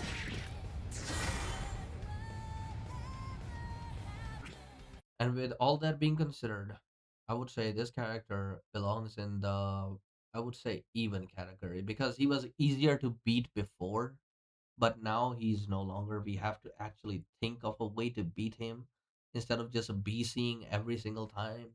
Whenever he gets close, whenever he uses empty hand, we can't do heavy attack anymore. We have to actually fight him. So he's in the even category. I cannot see him being a worse character to fight than most of others, but he's in the even category. Next up is Vera. Again, a character that does not have a traditional fireball. She does have what we can consider a fireball with this, but clearly it doesn't go full screen. So as long as we have this much of a difference in, sorry, not difference, this much of a distance, it should be fine, right? No, because she has a 15 frame low that pretty much hits full screen. Almost full. But I think, yeah, it doesn't go completely full screen. But it's almost. So the best we can do is just chug out fireballs without charging them, because if we charge them for even the first level, he can catch. It doesn't matter if we trade. People have taught us into a heavy knockdown. What does that mean? That means he can set this up and then close it. Overall, also, meterless DP. Not a fun thing to face. A lot of characters don't have. And second, he has this fringe move, which if you don't know about, is plus on whiff. Ain't that funny? He has a plus on whiff move. Maybe it's not plus on block. No. You don't know. This move is plus on block as well. So he has a really fast move that's multi-hit. Has a gigantically great and funny hitbox, It will eat up everything, and it's plus on block and on whip. Have fun. People like to say that this is one of her most broken moves, the Ultimate Luminera, or that this is a broken move. But as you can see, it is -6, so you can punish it with a far light, provided you perfectly time it. But this is her most broken move, just being plus on block. And of course, this character also has some of the best normals you will ever find in this game, because look at that beauty. It goes so far for utterly no reason. 7 frame to you, 7 frame to him, because why not? Let's just give her both of those.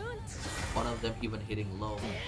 Have a far heavy that's insane on up close. Look at this bull, man.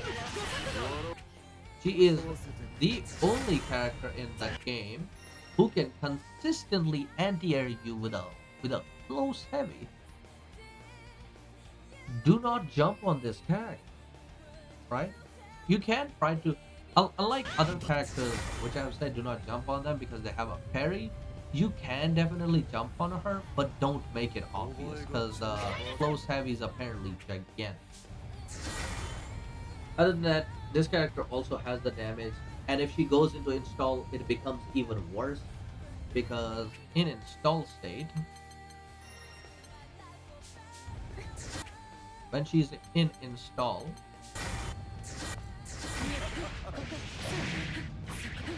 Great. she can combo off everything.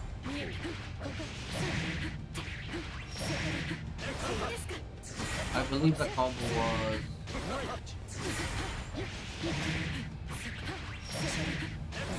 something along those lines.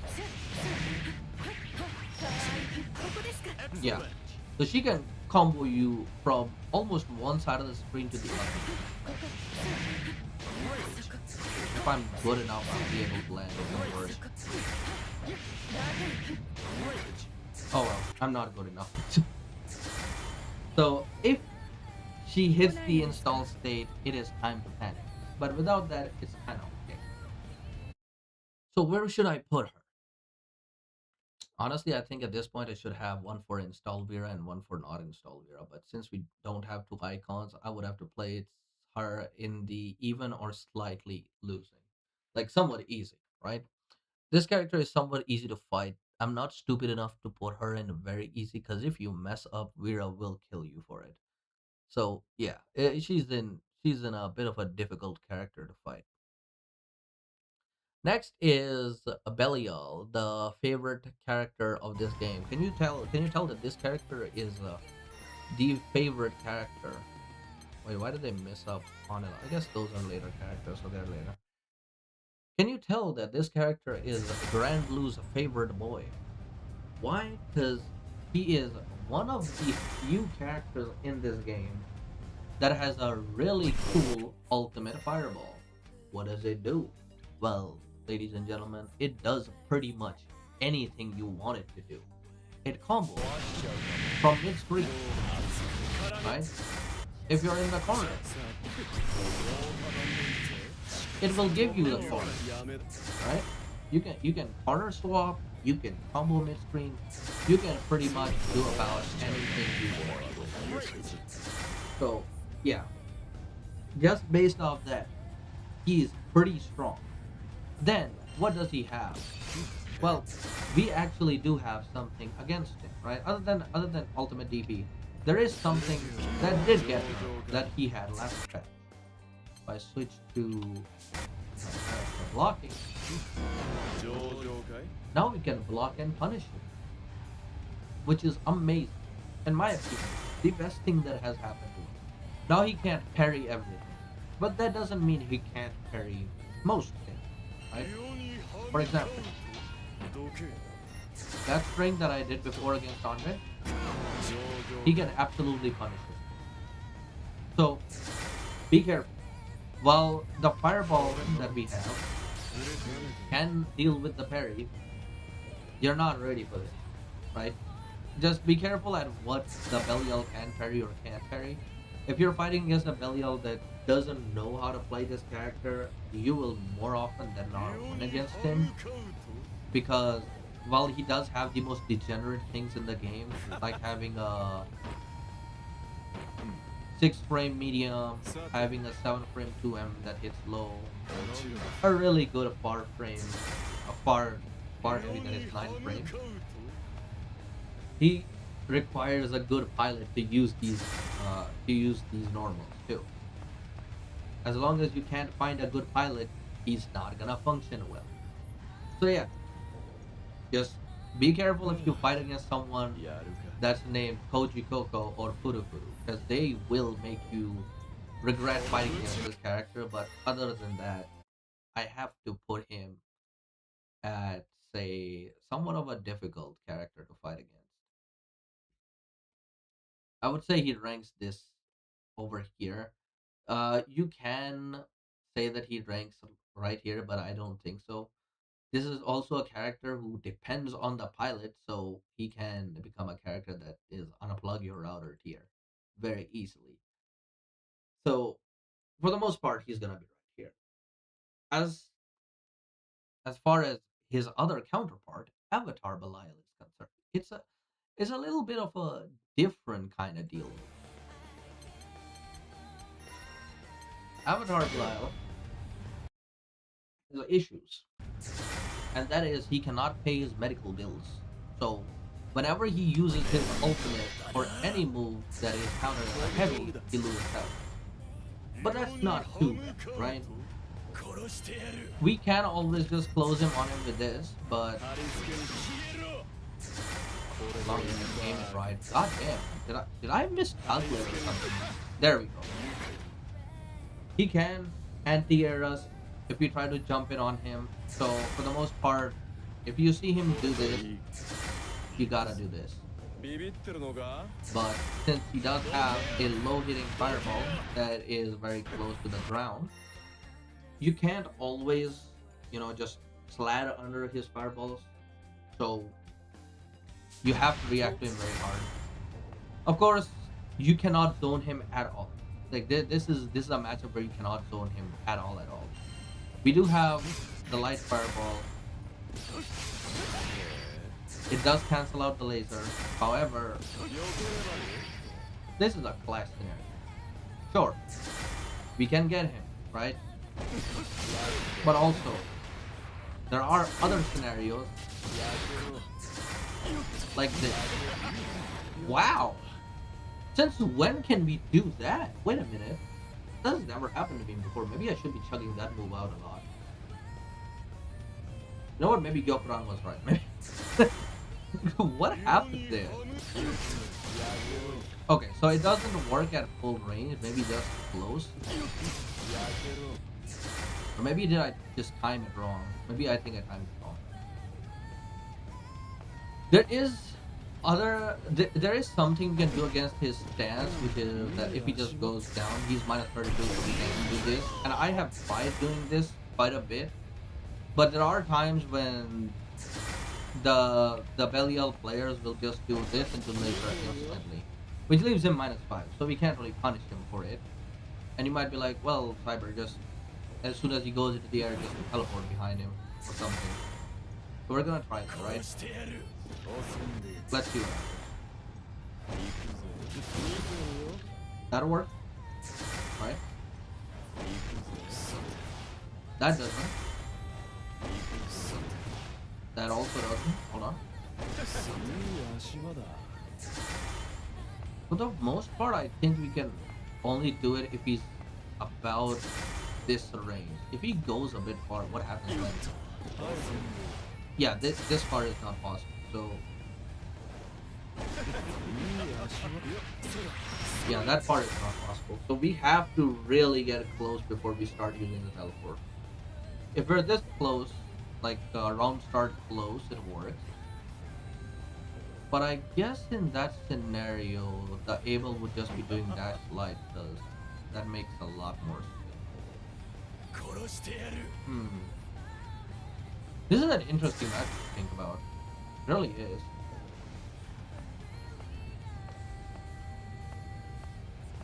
I've fought a lot of GM players that are, using Abel, and so far, I have noticed that they use this a lot, but as soon as you get close enough, they change to this. Just dash light pressure. Right?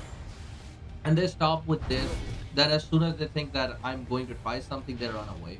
They instantly try to run away, all the time.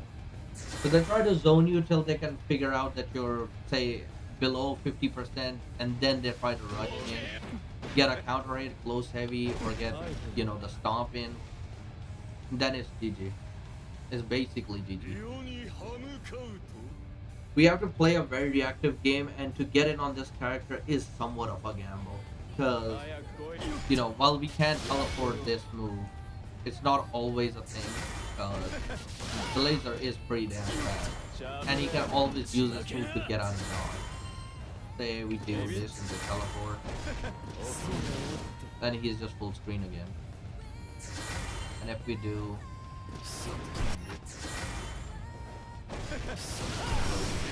not that, yeah, he can dodge it. He can very easily dodge it. So he does have options. As far as the grab is considered, this is just a skill issue, if I'm being honest. We can DP it, yes. It is mostly just a skill issue. And if we catch it, he gets to eat a very healthy dose of punish for high damage. So, if I'm going to place him, where would I place him? See, I would say it's somewhat easy. It's not a doom and gloom as to put him just easy win. I would say it's somewhat easy. Because if the Able knows what he's doing, I think they can pretty easily take the match away from us. But it doesn't mean it's difficult, right? They can still get away with it, but I still think that they deserve a spot right here. Next is Anila. Oh boy, what has she got? I tell you, she's gotten a lot of things, right? So far in the recent patches, she's gotten this, which is plus on block, something that she didn't have before. So throw pressure is pretty strong on her. It already was because she could do this, but now, you know, she can also do this. A new thing that she did get was this flip being really good,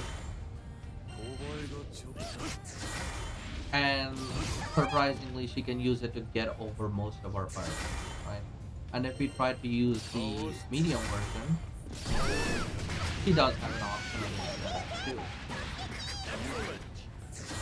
And of course, speaking of that move, if she does land it,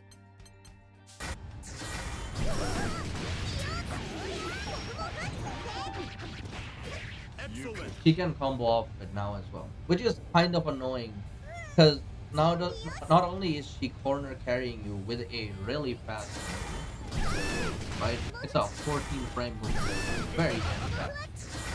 So, and I believe it's faster than Vilnius's knee. But basically, it's a really fast move that allows her to corner carry. I can't do this combo, but it's a really fast move that allows her to corner carry. And in the corner, of course, he does have really good pressure, just constant probate pressure that you see from, I should say, from most shows as well. Next is this move, which she can break, I believe. I could have sworn she was able to break it. But it is -2. It's not minus enough to where it becomes, easy for us to punish.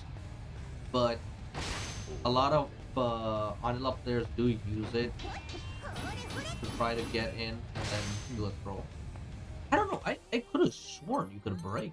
Hold on. Let me check. Ramification. Confirm before training.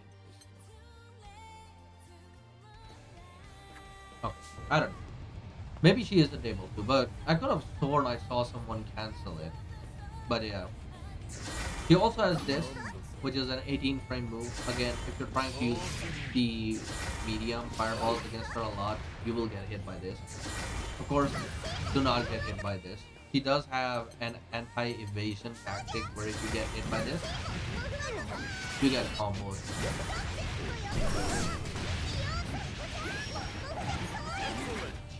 Again, if I was able to do that combo, it could have resulted in more damage and better corner carry, but since I'm not able to do it, my bad. But yeah, she does have options. Also, if you delay it, you will be able to catch evasions, yada yada. So I am going to put her in even now. I don't think she loses too hard against us. Because yeah, while the fireball stuff can happen, her flip can get her over fireballs, combined with the fact that you sheep actually does work. You know what? Now that I'm thinking about it, does the U flip actually work against her from it has a distance. Yo, yo, 22 frame. So if Great. oh yeah, she has that too. So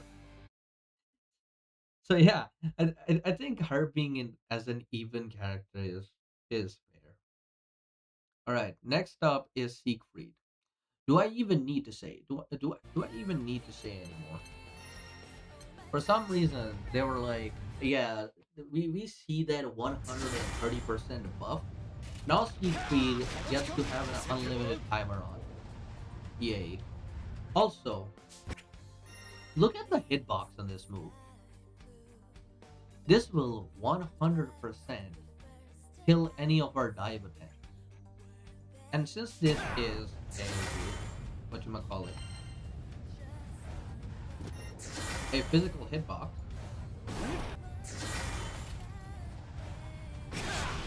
it will hit you when you're blocking in the air.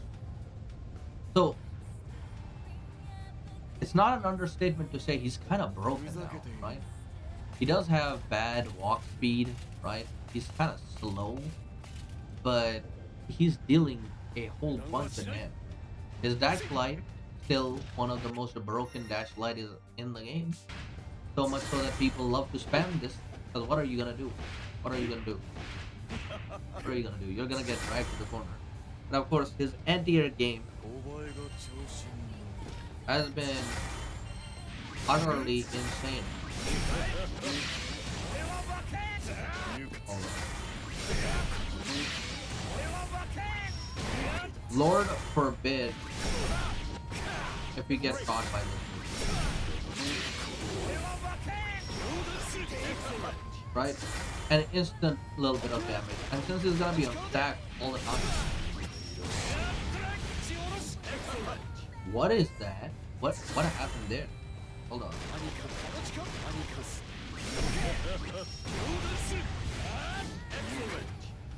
That's kind of weird. Why am I getting weird interactions? There we go. So yeah, that's an easy 6k damage for him.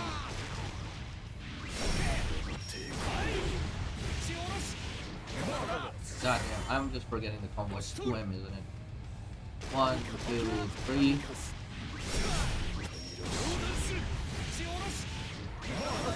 I didn't hit the 2M, even though I inputted it. You can see it on the left. God damn it, game. Why are you making me look unfair?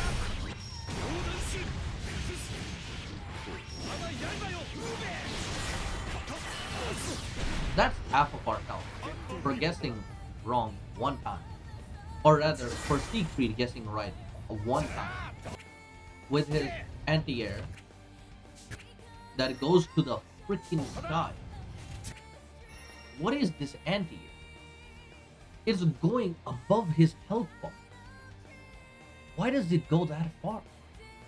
Like I'm not for saying anti-airs, shouldn't go that far as a Beelzebum player, but like, why does his get to go beyond his health bar? Ours doesn't even go that far, and ours actually looks massive, right? So, if he anti-airs you, you're just dead. Just unplug the router. I think he's pretty cringe to fight in general, and of course, how can we forget? He just has a better version of Beelzebum Fireball.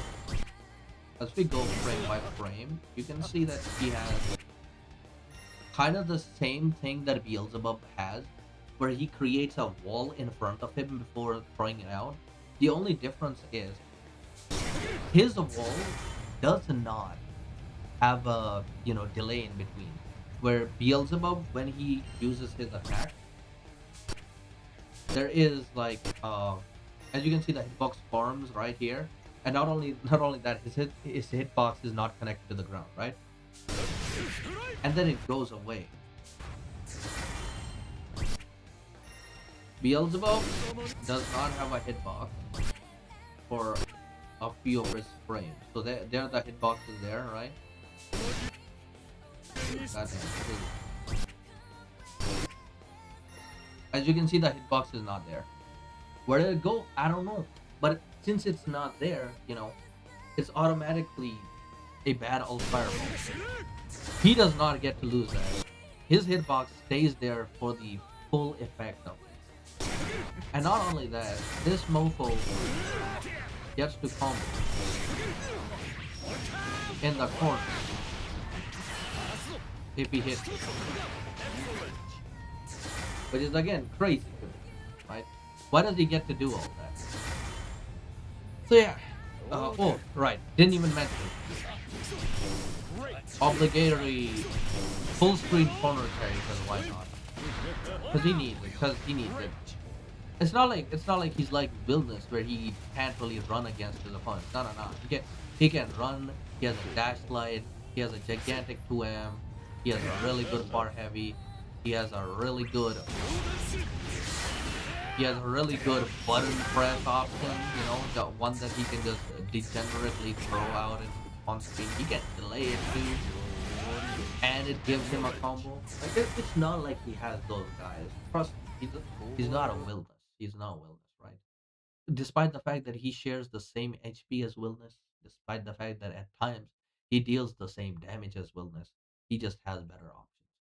So for the tier list, I am going to put him right here because for one reason alone. There is only one reason I'm not gonna put him here is that Siegfried players are glue eaters, bro. They will do the dumbest things on with their tournament point on the line. They will just do the dumbest things ever. So as long as you can catch those dumb things, there's a chance you can win against him. Unlike Matera, those players don't do dumb things. All right, they get 10k gems every single season. These people are cracked out of their minds. If you run into a Siegfried, there's a chance you will win. If you run into a Matera, there is no chance you're gonna win. So yeah, can't really put him on the Matera level. They actually can't think. So okay, let me check the next character. Next character is Grimnir. Despite popular belief, and by popular belief I mean the Grimnir main belief, this character is actually not that bad to fight as Buff. You know, mostly because yeah, we get it. He does have a dash, right? However, Beelzebub has this move, which is pretty active, right? I don't even use this a lot when I'm fighting against a Grimnir. I use my jumping light, of course that's Bubs, to catch him because this move stays active till you hit the ground. However, we also have this move. We also have this move to kind of beat, his attack. And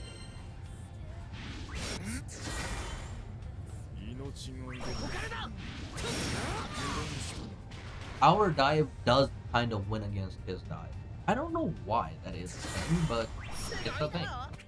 Maybe it's because he doesn't get to have a hitbox till he basically approaches his target. I think that's why. And Beelzebub, on the other hand, has that hitbox always. I think that's the reason why his dive loses against ours. And of course, there was that one scenario where he could do this and Beelzebub could just pull him in. But now it doesn't matter since the move just goes away pretty fast. So it's not even a kind of a thing where it matters anymore. I think that now most characters can do when this thing's on screen and the Grimnir main is trying to set up. Most characters can interrupt him, whereas before it was mostly just buff. Doesn't mean this character is bad at all, right? Which is why I'm going to put him in even. I don't think I don't think we're that safe from his setups, from his combos. But now most characters can beat him the same way as Bubs was able to, so I'm not gonna put him at a major advantage. Near. Oh boy. Surprisingly, Near does have an advantage in certain areas in our matchup chart. For the one reason and one reason alone is that if we try to zone this character when she's on 50 meters, she can do some pretty nasty things.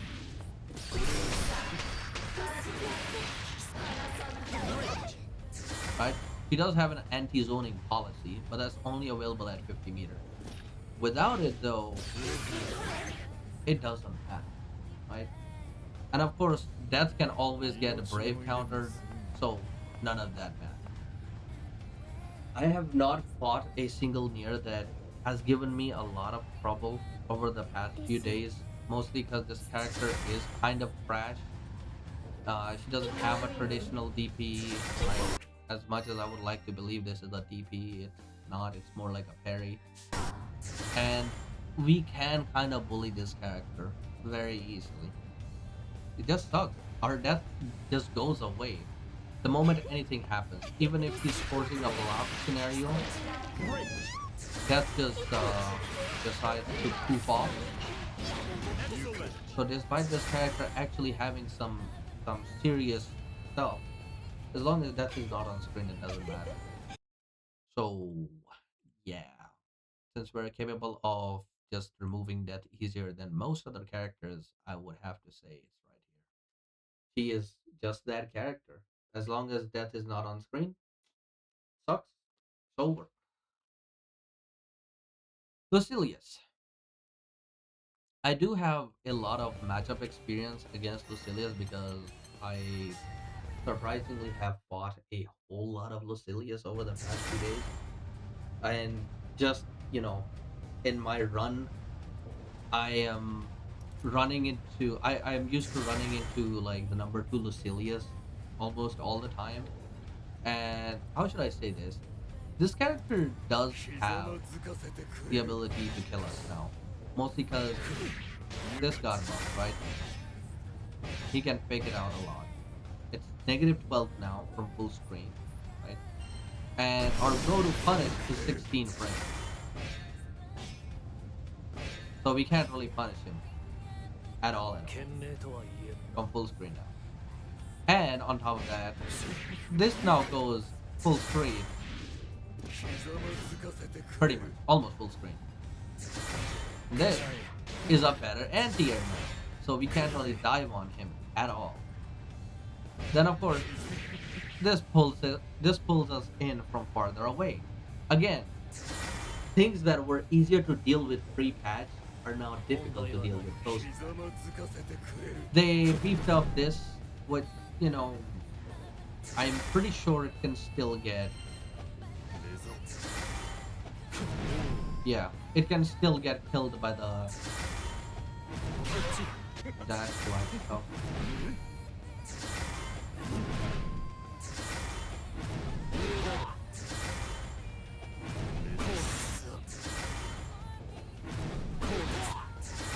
I don't know, I might just not be good at doing this, but there is a dash light option select that you can do against Lucilius.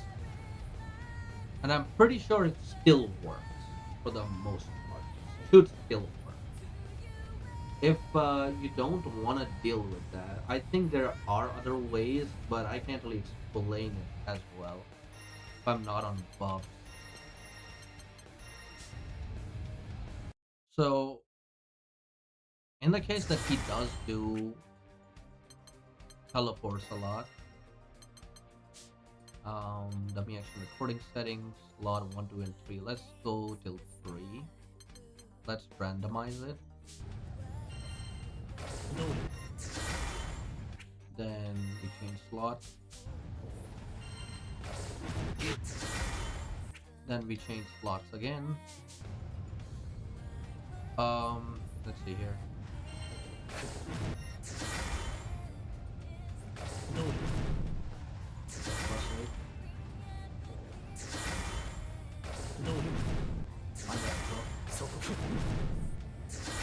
I'm not. Okay.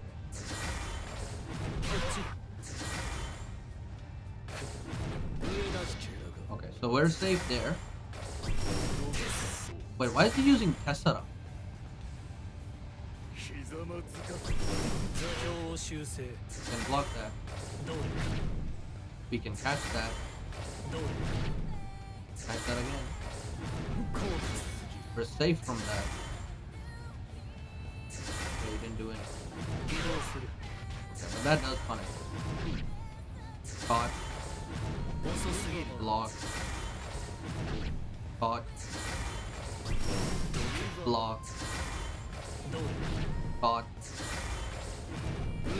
Block. Caught. So yeah, there is something you're definitely correct. But some of it does get caught. I don't know. I'd have to test this option select again, but I'm pretty sure there is an option select you can do against it. Anyways, that being said, let's see. Overall, I'm going to have to put this character at even now, because it feels like before it was somewhat of a losing matchup. Like before patch, I would say he was right here, but now it feels like he's even. Because now he has access to a better stance, which cancels faster, hits farther away, and of course, some of his moves got improved. By some of his moves, I mean the H Rekka, which is now plus unblock, can be usable against people that don't have the reaction time. Depends, right? Then we have 2B. 2B is a character that exists in this game. We don't know why it does, but this character, from what her last buffs were, they made it easier to use the skills that are not gold, right? Look at this funny little hitbox. Isn't it funny? Alright. It does have the full screen laser. It does have level 1 projectile value, right? Why are you doing that, brother? Oh, that's because I set it on dummy reaction, right? Just put it on like this block. So it does just have level 1 fireball value. It's not known for, its fireball value. It's known for its speed, which is 22 frames. Most ultimate fireballs hit full screen at 22 frames. Hers just does. So, other than being a little bit slower than her when it comes to throwing out a fireball, we should mostly be good on this map. The only thing that we have to deal with is things that every other character has to deal with against this character.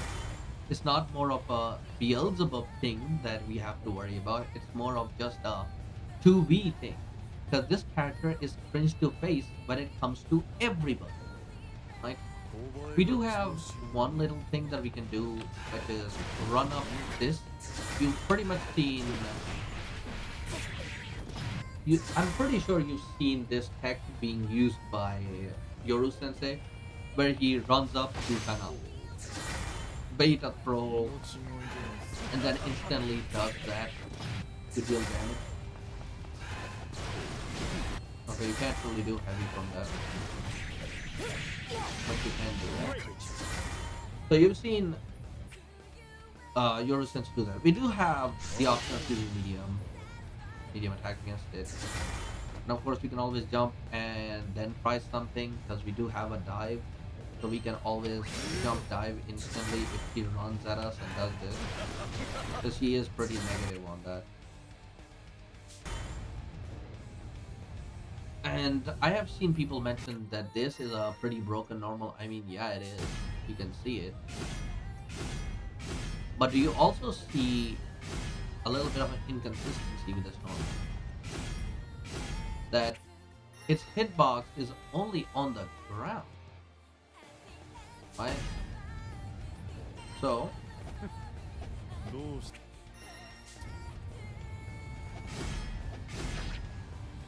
you can actually hit her.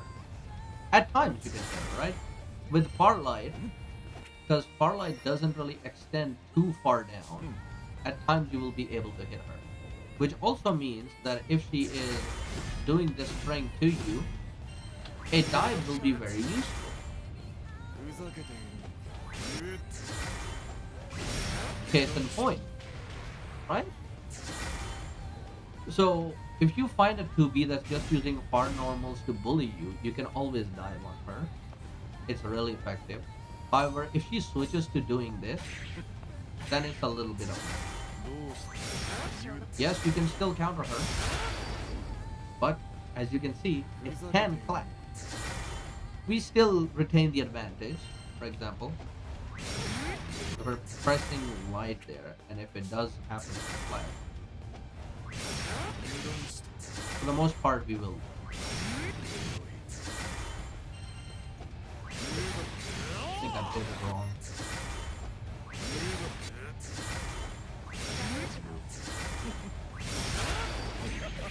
Why didn't it do a light attack there? Oh well, maybe it's the player side thing. But for the most part, she does always lose here. The thing she does have that's pretty cringe is this.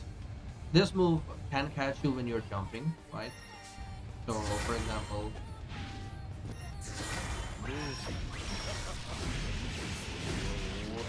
as you can see, can kind of get cringe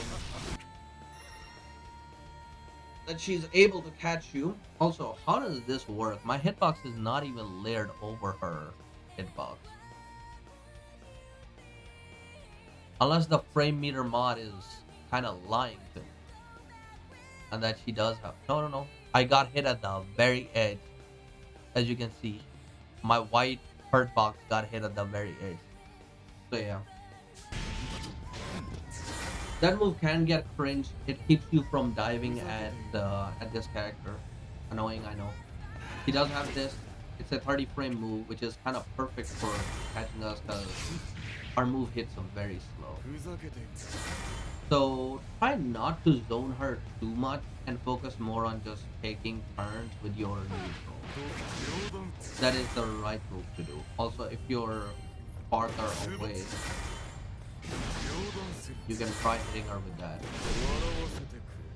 That's an interesting interaction.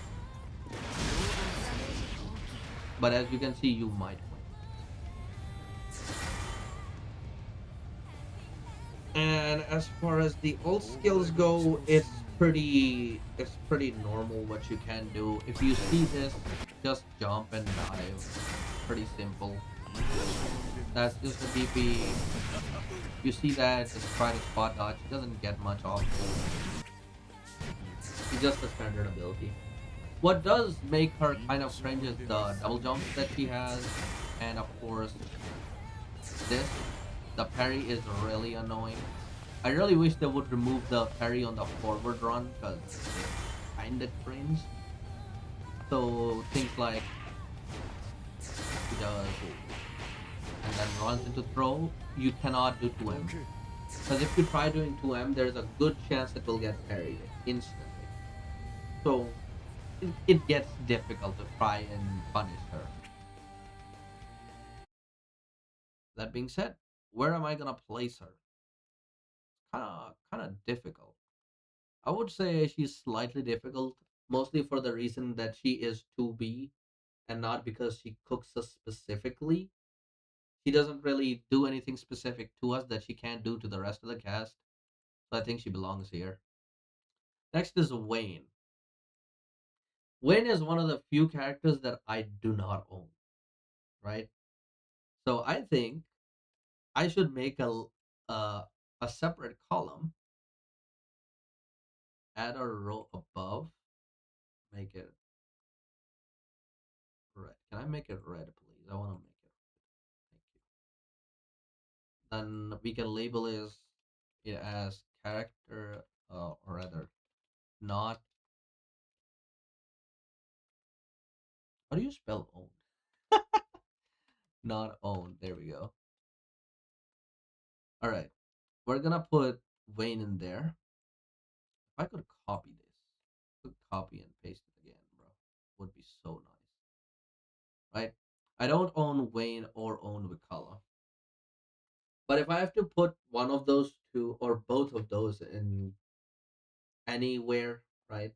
Actually, I will explain that after I'm done. But let's talk about Beatrix first, because I don't own these. I can just theoretically tell you what I think about those two. Let's talk about Beatrix first. The Bane of Beelzebub, basically. This character is cringe incarnate. You don't want to fight this character at all, Because she has a move that reduces her hitbox to the ground. What does that mean? It means that if your hitbox is in the ground, a lot of our things will never connect on her.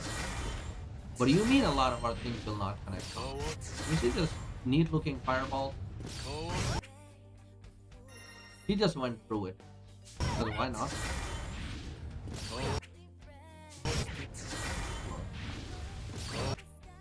God dang, it is difficult time. If I could time the frame she goes under it, it would be really funny. But it is really hard to do.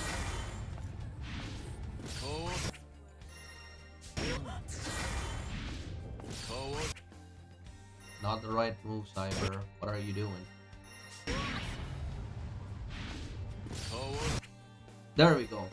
As you can see, this character is perfectly built to counter bumps. You're telling me our fireball is just a pixel smaller, just a pixel smaller, to where she can squeeze herself underneath it and then punish.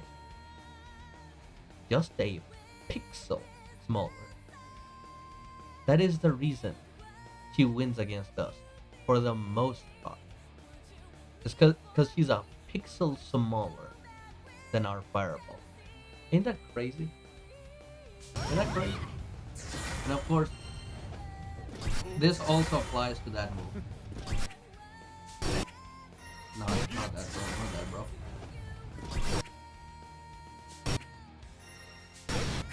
Let's see if I can time that right.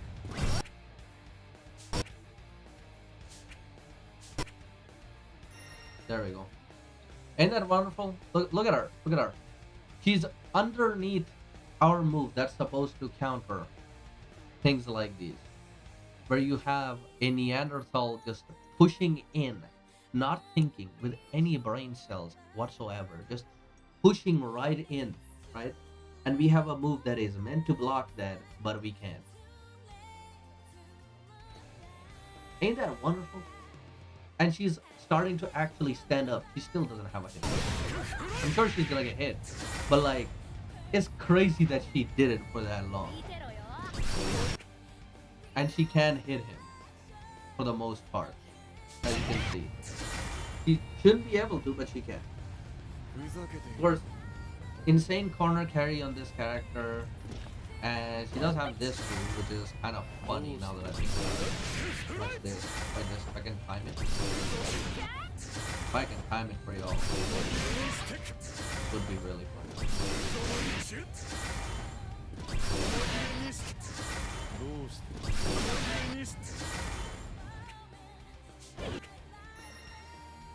I could have sworn there was a really funny interaction that happened to me once. You know what? I'll try to find the funny interaction if I can. I remember saving it so I can show you guys what I'm talking about.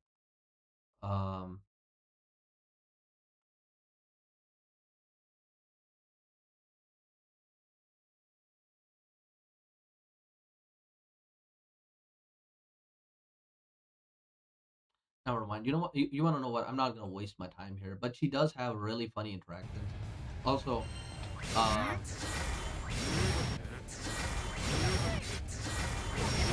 you cannot die for because why not? For some reason, she's allowed that. You cannot dive on this character. You cannot zone this character. One move kills everything. Just a single move in our arsenal kills all of our pressure. Where before you would have characters that you could either strike, you would have to only do strike against because they would beat our fireball pressure, or have characters that you would just have to fireball because they would be beating our strike pressure. This character does both of those things against us, which makes her the most cringe character to fight. On top of the fact that she does absurdly high damage, just she's always gonna be an unplug your router type character. Next, Versusia.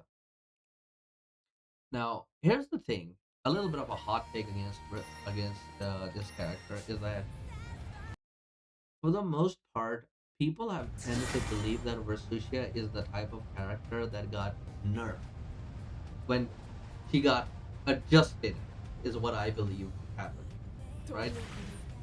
Like, for example, I want you to take a look at a combo I'm about to do, right?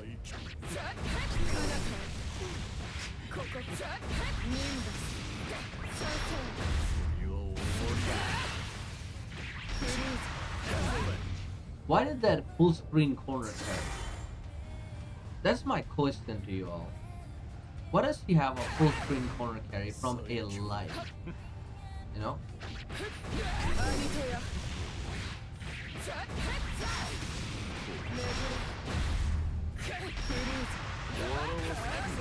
Into into a stack. Just that. And that is for like everybody, right?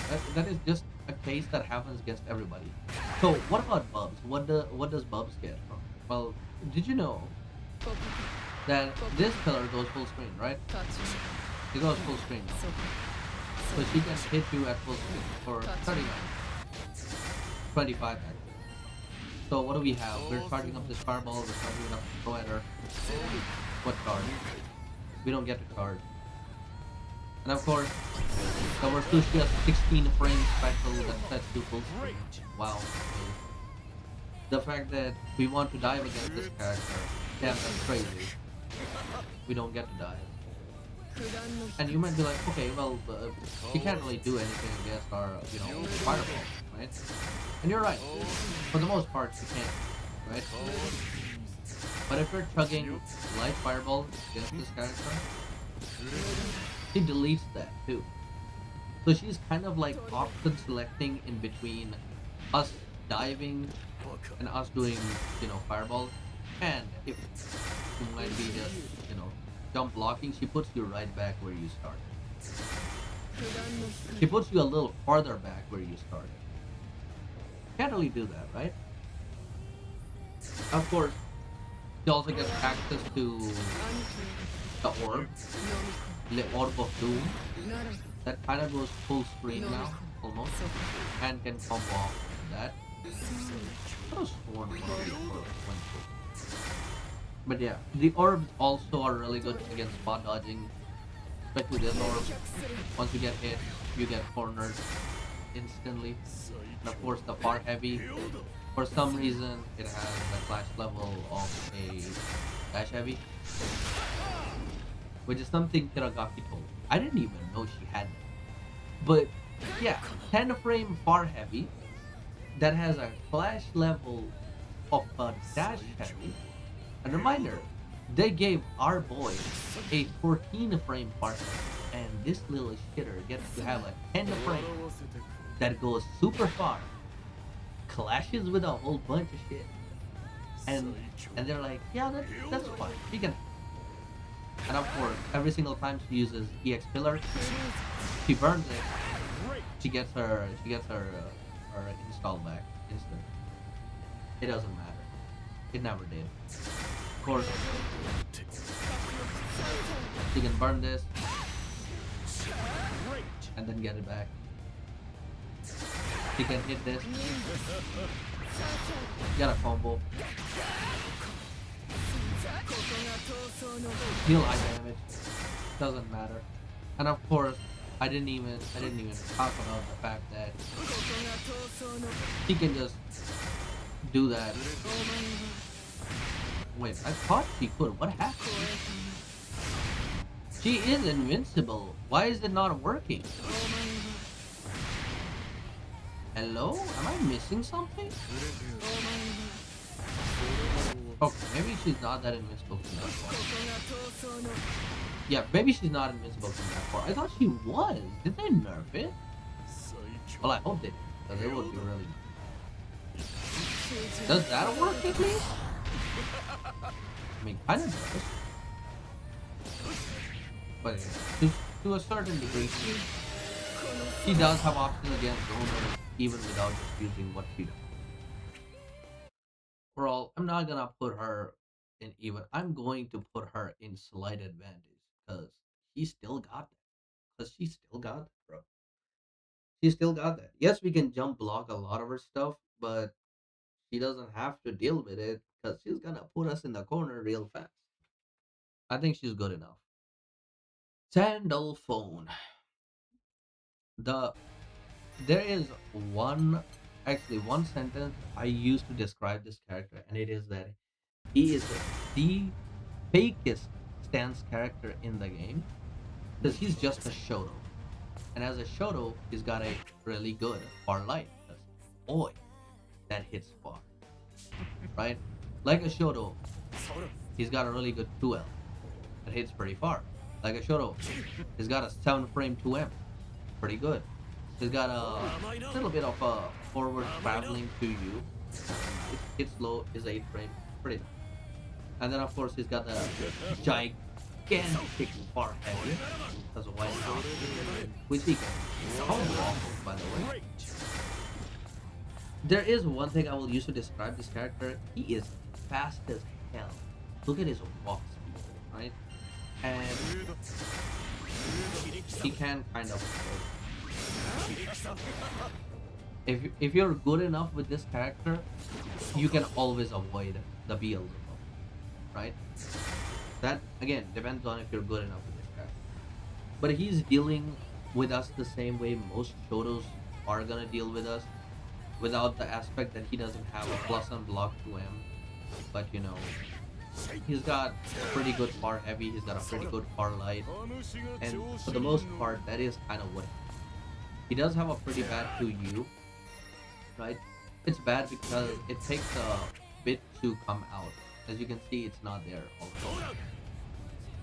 So, he's gonna have a hard time anti-airing us, but he also has the meterless DP. So, you know, he's not gonna get bullied as often. If I were to say how we're gonna deal with him, I'd say for the most part, just deal with him at the same way you will deal with any other Shotos, with the aspect that he is a little bit faster on his feet, right? He doesn't have the normal pressure that most Shotos get. He's going to be using his slower normal instead of using a far medium, right? Granted, he does have a pretty good one. So where would I put him on? Well, in the matchup chart, I would state that this guy is a little worse than Gran, and he is in the even category, where Gran kind of wins himself over with having really strong pressure with his 2M. Since he doesn't have that, I think he's a little bit worse. And of course, he doesn't really have the strong corner carry too that Gran does, or Catalina does. So obviously, he's going to be a little worse than both of them.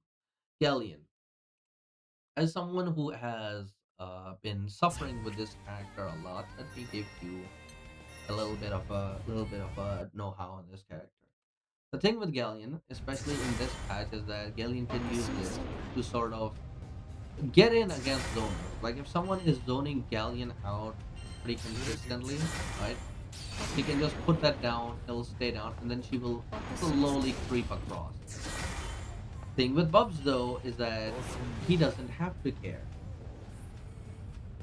So Galleon's gonna be stuck the entire round trying to set up for pressure, while this mofo just walks out of it. So yeah, that is the only new thing she got. Other than that, she's kind of slow when it comes to walking. She doesn't have as good as an anti-air as you might expect. Yeah, she can, anti-air with her move, but she does lack a meterless DP, and her DP is kind of bad. If you're looking at the size of the DP, yes, it's even smaller than it looks like. So her having a bad DP automatically allows Beelzebub to stay in the air longer. Her not having a meterless DP allows him to stay in the air longer, and of course, let's not even forget the infamous.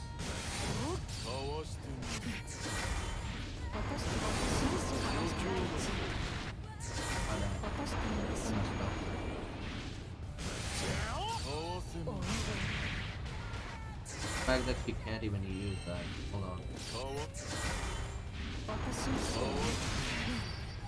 the meteor just dies. The meteor has a projectile value of 1. So Bubs, as a character that can charge up his fireballs to make them have more hit points, is automatically gonna win. Combined with the fact that his fireball has a hitbox that goes till the health bar, right? So if the meteor is just trying to come down on someone, it's just not gonna work. The only case where the meteor will work is the ultimate one, because they buff the projectile value. But yeah, for Galleon, it's gonna be really hard for her to get up to the corner, apply any pressure, as a matter of fact. And of course, unlike Bubs, she doesn't even have a frame 1 command grab. It sucks. It sucks for her, and which is why I am going to put this character into a hard losing territory. She loses hard, harder than most characters you will fight. The buffs did nothing, and that is all. Phyllis. So Phyllis is a character that I have started taking a real interest in this patch. And what do I gotta say? Uh, he works to really work well against characters that have slow fireballs because he has the gourd. And Beelzebub is one of those characters that has a pretty slow fireball, so they kind of just don't matter. It is true that you can use the unblockable scenarios against Wilma if you feel like they're constantly going for the board. If I can. Well, actually, never mind. You can't even do that. Maybe on the medium, the light chart, because it's slower. No, no, you can't. You just cannot use it. So he absolutely destroys Bubs when it comes to zoning. Bubs ain't got a chance. And the dive also doesn't really work that well, as you can see.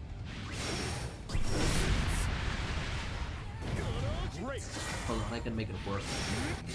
I can actually make it work.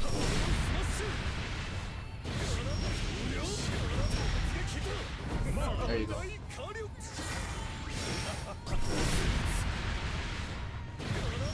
Let's make it even worse. There you go. You lose half your health for attempting a dive. Don't do it. Please don't. Please don't do this to yourself. Right?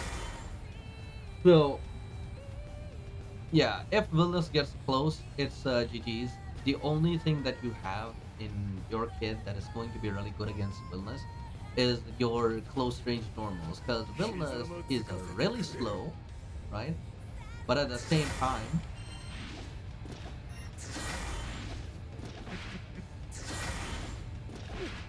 if I can time these, yeah, there you go. So he clashes with the normal. He clashes with the mediums, you know. So he's not gonna have a good time up close. Willis is not that kind of a guy that has a big body with a lot of health with normals that crush others. His normals do not crush other normals, right? Maybe the 2U does, but I'm not too sure about it. Let me test it. Yeah, 2U can crush, but other than that, he can't really get in it against a lot of attacks. So you're gonna have to take advantage of that. And that's about it. Do not get hit by him, please. You will feel it. You will feel it a lot harder than most. And because he just destroys the dive, I would have to put him at a slight difficult or even. I think even is the best since Wilness finds it very hard to get in as well. Meg. Thing about Meg is that she doesn't have a lot of fireball presence. She does have a move that deals with fireball, and it's her flip. It kind of works against us, against our better fireball, but that's about it. She has to burn a meter for it. Because if she uses the other version, it is pretty slow, right? And at times it doesn't even.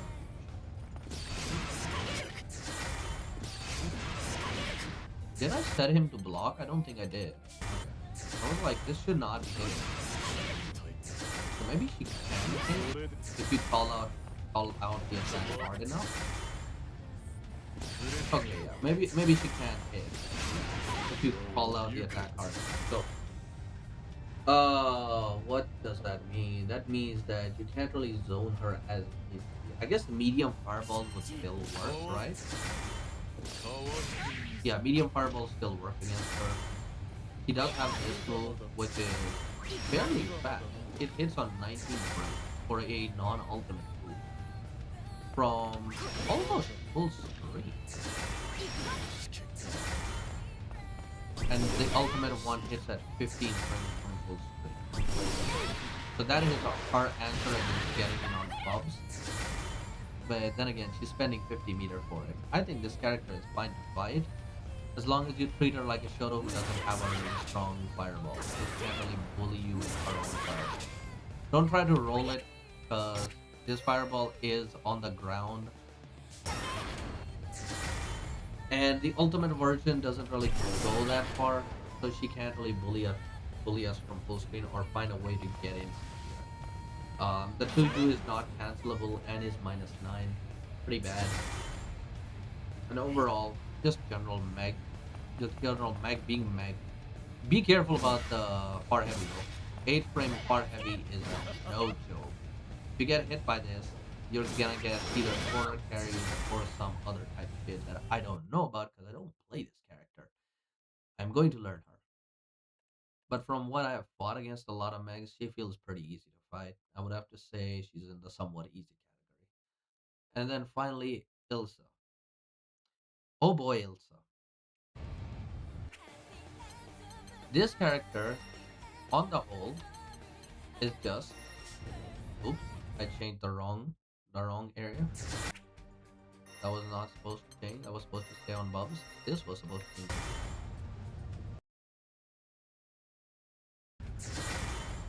Now, when I took Ilsa to Master, I already explained what I felt about her, but against the Beelzebub, I guess she does have one thing, right? She does have one thing, and that is she has a link. This goes full screen really fast. It goes full screen faster, like as fast as 2V's laser, right? And then she can charge it up to get more hit, provided that she does have bullet. So we're gonna test that out real quick.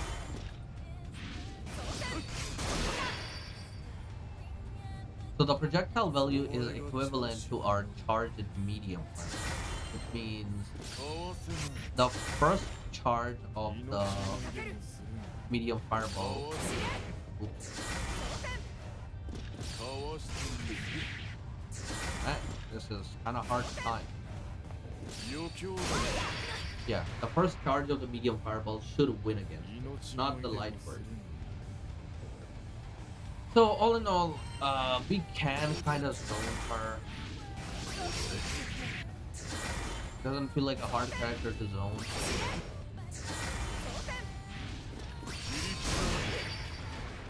And up close, she doesn't feel as threatening as Eustace. So here's what I'm gonna do.